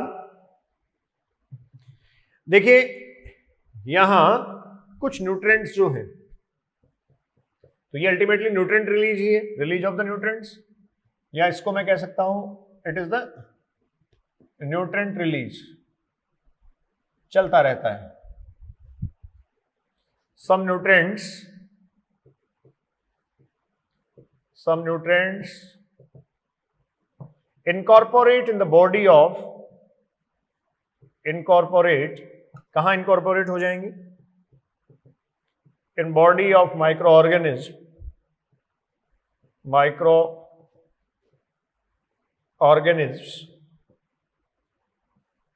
और माइक्रो ऑर्गेनिज्म से अगर वो आप ये कह सकते हैं बॉडी में इनकॉर्पोरेट हो गए स्टूडेंट्स, तो साइक्लिंग से फिर वो आउट हो गए, क्योंकि माइक्रो ऑर्गेनिज्म फर्दर डिवाइड करती रहेंगी, रिप्रोड्यूस होती रहेंगी, नया ऑर्गेनिज्म बनाती रहेंगी। ठीक है, तो आप ये कहेंगे जो इनकॉर्पोरेट हो गए माइक्रो ऑर्गेनिज्म में वो क्या हो गए? Out from cycling, that out from the cycling. वो साइक्लिंग प्रोसेस से स्टूडेंट्स आउट कर दिए जाते हैं, या साइक्लिंग प्रोसेस से स्टूडेंट्स वो आउट हो जाते हैं। अब फाइनल एक पॉइंट हम इसमें डिस्कस कर रहे हैं, this decomposition is a multi stepped process. है ऐसा? आप कहेंगे बिल्कुल है। डीकंपोजिशन जो है मल्टी स्टेप्ड प्रोसेस है। तो कोई एक ऑर्गेनिक मैटर या कोई पर्टिकुलर सैंपल अगर आप लेते हैं तो उसमें आप ये कह सकते हैं स्टेप बाय स्टेप ये प्रोसेस होगा।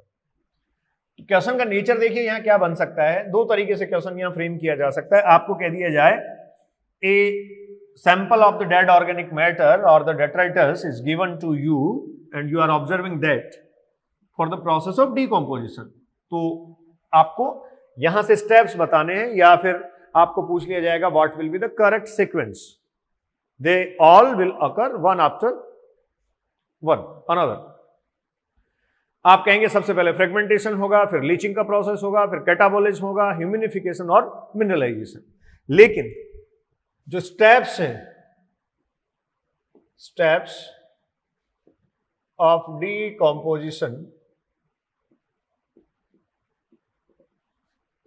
In natural habitat, in natural habitat occurs simultaneously, ये साथ साथ चलते हैं। कैसे इसको आप समझ सकते हैं, किसी एक प्लांट से लीफ जो है वो डिटैच हुआ, आप कहते हैं लीफ डिटैच होकर सॉइल सरफेस पे आ गया। अब लीफ का डिटैचमेंट हुआ, वो सॉइल सरफेस पे आ गया। सॉइल सरफेस पे आ जाने के बाद, डिटैचमेंट के बाद जो लीफ सॉइल सरफेस पे आया था वो फ्रेगमेंट होना शुरू हुआ, उससे लीचिंग हुई, उस पर कैटाबॉलिक रिएक्शन शुरू हुआ। तो क्या जब तक उस पर्टिकुलर लीफ का या पर्टिकुलर सैंपल का नेचुरल हैबिटेट में डिग्रेडेशन कंप्लीट नहीं हो जाता, तब तक क्या बाकी के प्लांट्स जो हैं वो अपनी पत्तियां या फिर आप कह सकते हैं लीव्स डिटैच करना बंद कर देंगे? या फिर किसी एक पर्टिकुलर ऑर्गेनिक मैटर या डेड ऑर्गेनिक मैटर या सैंपल का डिग्रेडेशन जब तक कंप्लीट नहीं होगा, क्या तब तक बाकी के लिविंग ऑर्गेनिज्म मरना बंद कर देंगे? ऐसा नहीं होगा। इसलिए देखो ये कहा गया है the steps of decomposition in natural habitat. Natural habitat में स्टेप ऑफ डीकम्पोजिशन अगर आप देखेंगे तो आपको साइमल्टेनियसली मिलेंगे। जैसे एक सैंपल जो सबसे पहले सरफेस पर आया, उसका फ्रेगमेंटेशन शुरू हुआ था और वो मान लीजिए कैटाबॉलिज्म तक पहुंच गया, तो दूसरा कोई सैंपल उसमें लीचिंग चल रही है, या फिर कोई और मैटर आया उसमें फ्रेगमेंटेशन ही चल रहा है, या फिर पहले से कोई बहुत पहले से मैटर प्रेजेंट था उससे ह्यूमस बन चुका है, मिनरल्स रिलीज हो चुके हैं। तो ultimately the steps of decomposition occurs simultaneously in natural habitat. Natural habitat में स्टूडेंट्स अगर आप डिस्कस करेंगे तो आप ये कहेंगे जो स्टेप्स ऑफ डीकम्पोजिशन है दे ऑल अकर साइमल्टेनियसली, वो साइमल्टेनियसली आपको देखने को मिलेंगे। क्लियर? अब मैं टाइटल लिख रहा हूं फैक्टर्स अफेक्टिंग डीकम्पोजिशन।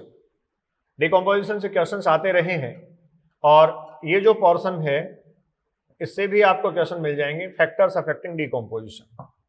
तो देखिए डीकम्पोजिशन की एक्टिविटी को अफेक्ट करने वाले जो फैक्टर्स हैं, इनमें आप कहेंगे क्लाइमेटिक फैक्टर हो सकता है, नेचर ऑफ डेट्रिटस हो सकता है। तो इनकी मेन कैटेगरी देखो मैं लिख देता हूं पहले। सबसे पहली बात तो ये नेचर ऑफ डेट्रिटस पर डिपेंड करेगा। नेचर ऑफ डेट्रिटस, जो रॉ मटेरियल है इस रॉ मटेरियल पर डिपेंड करता है। नेचर ऑफ डेट्रिटस इस रॉ मटेरियल पर डिपेंड करता है एग्जैक्टली कि डेट्रिटस जो है इससे रेट ऑफ डीकम्पोजिशन कैसे रहेगा। फिर उसके बाद आप कह सकते हैं दूसरा, जो सॉइल पीएच है, ये सॉइल पीएच स्टूडेंट्स एक इंपॉर्टेंट फैक्टर होता है, क्योंकि सॉइल आपने कहा था मेन साइट है, ठीक है। तो जो main site of decomposition soil है, अगर वो एसिडिक नेचर की है तो आप ये कहेंगे least to least favourable condition होगी। और उसके बाद थर्ड आप कहेंगे क्लाइमेटिक फैक्टर्स। इन क्लाइमेटिक फैक्टर्स में बेसिकली आप टेम्परेचर की बात कर सकते हैं, क्योंकि एंजाइमेटिक एक्टिविटी हो रही है। तो देखिए टेम्परेचर यहां इंपॉर्टेंट होगा। टेम्परेचर के बाद आप कहेंगे यहां साथ साथ मॉइस्चर और एयर जो है ऑक्सीजन, क्योंकि आपने कहा था decomposition is largely O2 requiring process. Decomposition जो है वो largely students O2 requiring process है। तो देखो अब इस पे आते हैं। फर्स्ट ऑफ ऑल जो फैक्टर्स अफेक्टिंग डीकम्पोजिशन आप पढ़ रहे हैं, फैक्टर्स अफेक्टिंग डीकम्पोजिशन टॉपिक है आपका। डीकम्पोजिशन को प्रभावित करने वाले कारक, डीकम्पोजिशन को अफेक्ट करने वाले जो फैक्टर्स हैं उनकी बात मैं कर रहा हूं। Factors affecting decomposition.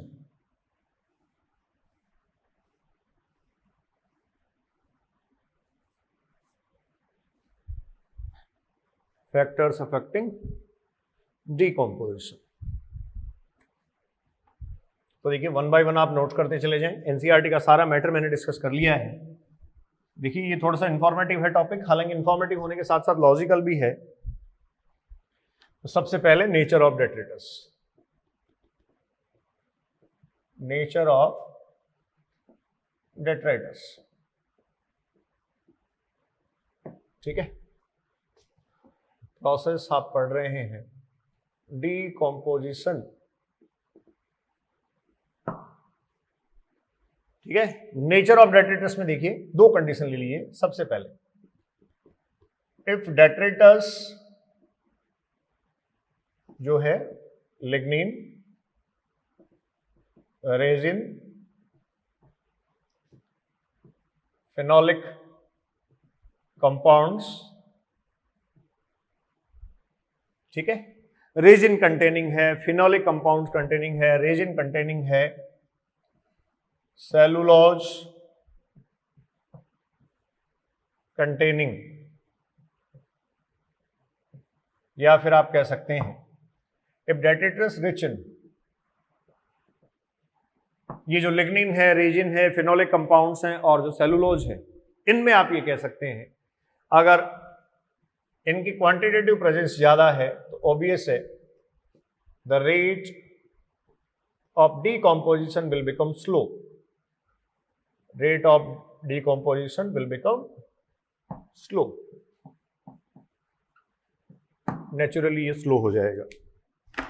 यहां से आप टेम्परेट और ट्रॉपिकल जोन का एग्जांपल ले सकते हैं। जो टेम्परेट जोन के प्लांट्स हैं, टेम्परेट जोन के जो प्लांट्स हैं, ये देखिए टेम्परेट क्लाइमेट के जो प्लांट्स हैं वो रेजिन कंटेनिंग होते हैं, हाई रेजिन कंटेंट होता है उसमें। आप कह सकते हैं रेजिन वुड वो होती हैं, और रेजिन वुड होती हैं इसीलिए रेट ऑफ डिकम्पोजिशन स्लो होता है।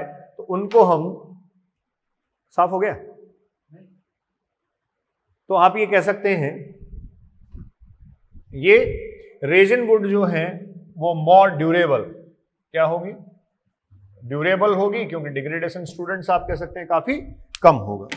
तो एक फैक्टर आपके पास ये हुआ कि जो नेचर ऑफ डेट्रेटस है, इस नेचर ऑफ, हाँ जी स्टूडेंट्स, तो हम ये कह रहे हैं कि जो डेट्रेटस है, अगर ये लिग्निन, रेजिन, फिनोलिक कंपाउंड्स और सेलुलोजिक कंपाउंड्स जो हैं, ये सब कंटेंट जो है उसमें ज्यादा है तो रेट ऑफ डिकम्पोजिशन स्लो हो जाएगा। इसीलिए देखिए टेम्परेट वुड जो होती है वो रेजिन वुड है या रेजिन कंटेनिंग वुड है, वो मोर ड्यूरेबल होती है, ठीक है। एक बात क्लियर हुई। साथ में जो टेम्परेट क्लाइमेट है उसमें टेम्परेचर भी कम होता है, तो वो एक और फैक्टर है जो क्लाइमेटिक फैक्टर में हम डिस्कस करेंगे। सेकंड आप कह सकते हैं if detritus is carbohydrate containing, carbohydrates और शुगर कंटेनिंग सब्सटेंसेस वाला है, शुगर कंटेनिंग, मतलब ये सब्सटेंसेस अगर ज्यादा हैं तो ऑब्वियस है रेट ऑफ डीकॉम्पोजिशन आप कहेंगे क्या हो जाएगा, रेट स्टूडेंट्स डेफिनेटली हाई हो जाएगा। अगर आप ये कहेंगे कार्बोहाइड्रेट्स और शुगर कंटेनिंग सब्सटेंसेस की प्रेजेंस है तो डेफिनेटली ये जो है वो रेट ऑफ डीकॉम्पोजिशन को हाई कर देंगे। तो यहां कार्बोहाइड्रेट, शुगर कंटेनिंग सब्सटेंसेस, एक स्पेसिफिकेशन कई बार पूछ लिया जाता है, एन कंटेनिंग, नाइट्रोजन कंटेनिंग और एन कंटेनिंग सब्सटेंसेज। तो ये भी आप ध्यान रखें, नाइट्रोजन कंटेनिंग सब्सटेंसेज और एन कंटेनिंग सब्सटेंसेज भी जो रेट ऑफ डीकॉम्पोजिशन है उसको बढ़ाते हैं, उसको इंक्रीज करते हैं। रेट ऑफ डीकॉम्पोजिशन यहां से भी इंक्रीज हो जाएगा। तो ये आपके पास फर्स्ट फैक्टर है जिसमें आपने कहा nature of detritus. Factors affecting decomposition में आपसे डिस्कस कर रहा हूं। अगला देखिए, इसमें पीएच इंपॉर्टेंट फैक्टर है। जो सॉइल का पीएच होगा ये इंपॉर्टेंट फैक्टर होगा।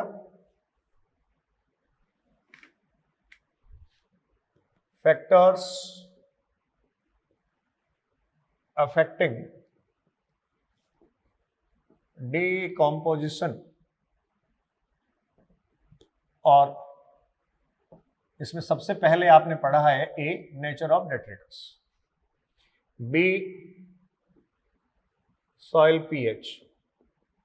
तो देखिए एसिडिक सॉइल जो होगी स्टूडेंट्स, एसिडिक सॉइल, जैसे मान लीजिए आप ये कहें 2.5 to 3.5 अगर सॉइल पीएच है, तो ये जो है वो लीस्ट फेवरेबल होगा, it will be the least favourable. Clear? 2.5 to 3.5 अगर है तो लीस्ट फेवरेबल कंडीशन इसकी होगी। उसके बाद अगला आप देखें,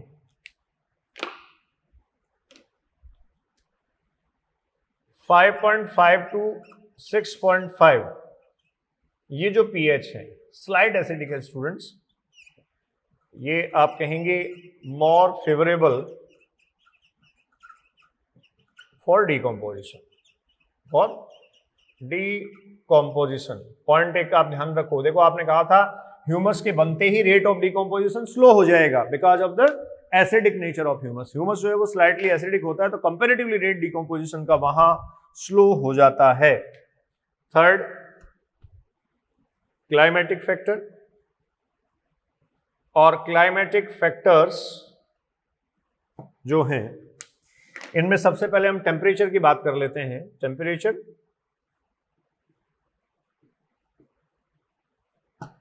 टेम्परेचर फर्स्ट, देखिए लो टेम्परेचर जो होगा, लो टेम्परेचर आप ये कह सकते हैं जो होगा, इसमें रेट ऑफ डिकम्पोजिशन स्लो हो जाएगा, रेट स्लो हो जाएगा। जैसे 10 डिग्री सेंटीग्रेड एंड लो, तो रेट ऑफ डिकम्पोजिशन स्लो हो जाएगा। अगर आप टेम्परेट जोन का देखें तो टेम्परेट जोन में ऑलमोस्ट स्टूडेंट्स यही एवरेज टेम्परेचर होता है। टेम्परेट जो क्लाइमेट है उसमें 8 to 10 degree centigrade temperature through out year रहता है, तो ऑब्वियस है वहां रेट ऑफ डिकम्पोजिशन क्या होगा, स्लो, क्योंकि एंजाइमेटिक एक्टिविटी के लिए ऑप्टिमम टेम्परेचर रेंज रिक्वायर्ड है। ठीक है, 25 डिग्री सेंटीग्रेड टेम्परेचर और मोर अगर ये है तो आप ये कह सकते हैं ये फेवरेबल कंडीशन होगी। ये जो है स्टूडेंट्स कैसी होगी, फेवरेबल कंडीशन। ठीक है, ये फेवरेबल कंडीशन स्टूडेंट्स वहां होगी उसकी। तो ये हुआ टेम्परेचर। इसके बाद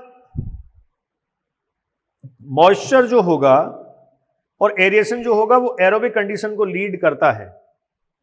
मॉइस्चर और एरोबिक कंडीशन, ऑक्सीजन की सप्लाई की बात मैंने अभी की थी, तो अगला यहां मैं लिख रहा हूं। देखो ये भी इंपॉर्टेंट है, क्वेश्चंस अलग अलग तरीके से पूछे जा सकते हैं, टेम्परेट ट्रॉपिकल रेफरेंस दोनों लेके पूछे जा सकते हैं। जैसे दूसरा जो आपने कहा एन कंटेनिंग सब्सटेंसेज और कार्बोहाइड्रेट कंटेनिंग सब्सटेंसेज अगर डेट्राइटस में हैं तो रेट ऑफ डिकम्पोजिशन हाई हो जाएगा। ये ट्रॉपिकल जोन के प्लांट्स के लिए हो सकता है, लेकिन जो मैंने lignin, resin containing, phenolic compounds containing जो डेट्राइटस सब्सटेंस की बात करी, वो आप ये कह सकते हैं कहाँ होगा स्टूडेंट्स, वो ट्रॉपिकल जोन में के बजाय टेम्परेट जोन में होगा। तो यहां अगला आप कहें मॉइस्चर, मॉइस्चर कंटेंट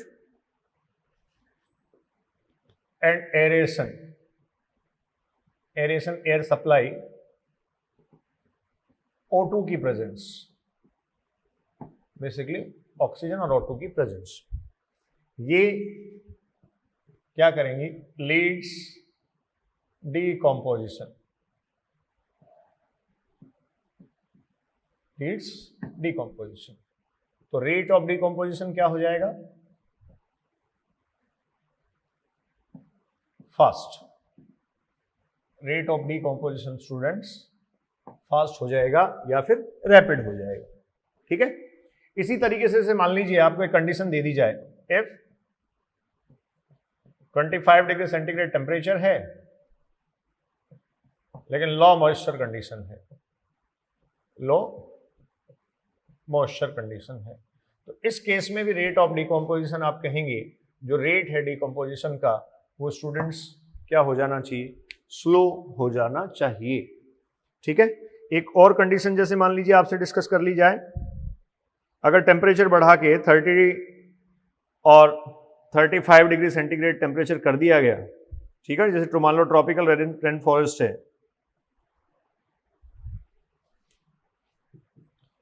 टेम्परेचर एक कंडीशन में लिख रहा हूं, ये 30 डिग्री सेंटीग्रेड, ये 30 डिग्री सेंटीग्रेड है, बट जो मॉइस्चर कंटेंट है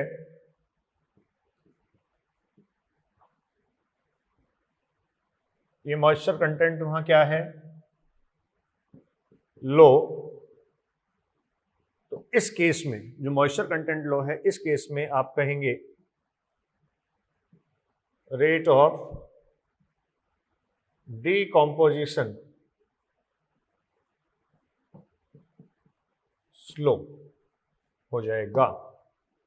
ठीक है, तो ये देखिए स्टूडेंट्स फैक्टर्स अफेक्टिंग डिकम्पोजिशन थे। तो अल्टीमेटली जो डिकम्पोजिशन का प्रोसेस है वो क्या है, समराइज कर रहा हूं मैं, सुनिए आपने कहा डिकम्पोजिशन के प्रोसेस में डेड ऑर्गेनिक मैटर को डिग्रेड किया गया, जो डेड ऑर्गेनिक मैटर है उसको स्मॉल इनऑर्गेनिक सिंपल सब्सटेंसेज में, वाटर और H2O में कन्वर्ट कर दिया गया। तो अल्टीमेटली डिकम्पोजिशन की जो प्रोडक्टिविटी है वो आपके पास इनऑर्गेनिक न्यूट्रिएंट्स और minerals along with the H2O and CO2 students होगा। क्लियर? इस डिकम्पोजिशन के प्रोसेस में पहले जो लार्ज डेट्रिटस है, या फिर आप कह सकते हैं लार्ज साइज जो डेड ऑर्गेनिक मैटर है उसको small size dead organic matter में कन्वर्ट करवाया जाता है। ये प्रोसेस फ्रेगमेंटेशन के थ्रू होती है, और फ्रेगमेंटेशन करने वाले जो ऑर्गेनिज्म है उसमें आपने कहा कुछ एक ऑर्गेनिज्म जो है वो यहाँ हो सकते हैं जो सेप्रोफाइटिक नेचर के हैं। इसके अलावा जो टर्मिट्स और जो अर्थवॉर्म्स हैं वो डायरेक्टली इन्वॉल्व होंगे। जो स्मॉल साइज डेट्रिटस जो बन जाएगा उस पे देखिए फर्दर स्टूडेंट्स कैटाबॉलिज्म की एक्टिविटी होगी, बट इन बिटवीन मतलब फ्रेगमेंटेशन होने के ठीक बाद से ही लार्ज साइज डेट्रिटस को स्मॉल साइज डेट्रिटस में कन्वर्ट करने के बाद से ही वहां लीचिंग प्रोसेस शुरू हो जाती है। सब्सटेंसेज जो वाटर सॉल्यूबल हैं वो सॉइल हॉरिजन लेयर से लीच डाउन होना शुरू हो जाते हैं, और इस तरीके से मिनरल्स का रिलीज होना पहले पॉइंट से ही फ्रेगमेंटेशन से ही शुरू हो जाता है। ठीक है, फिर उसके बाद आपने कहा जो कैटाबॉलिज्म का प्रोसेस है वो इनिशिएट होगा। लीचिंग के ठीक बाद कैटाबॉलिज्म आता है, और कैटाबॉलिज्म जो है वही मेन एक्टिविटी है माइक्रोबियल एक्शन की। तो सारी बातें मैंने आपसे यहाँ डिस्कस कर ली है, फैक्टर्स अफेक्टिंग डिकम्पोजिशन भी डिस्कस कर लिया है। नेक्स्ट लेक्चर में हम डिस्कस करेंगे स्टूडेंट्स एनर्जी फ्लो, जो एक और इंपॉर्टेंट फंक्शनल रेफरेंस है इकोसिस्टम का। Enjoy the ecology. Thank you.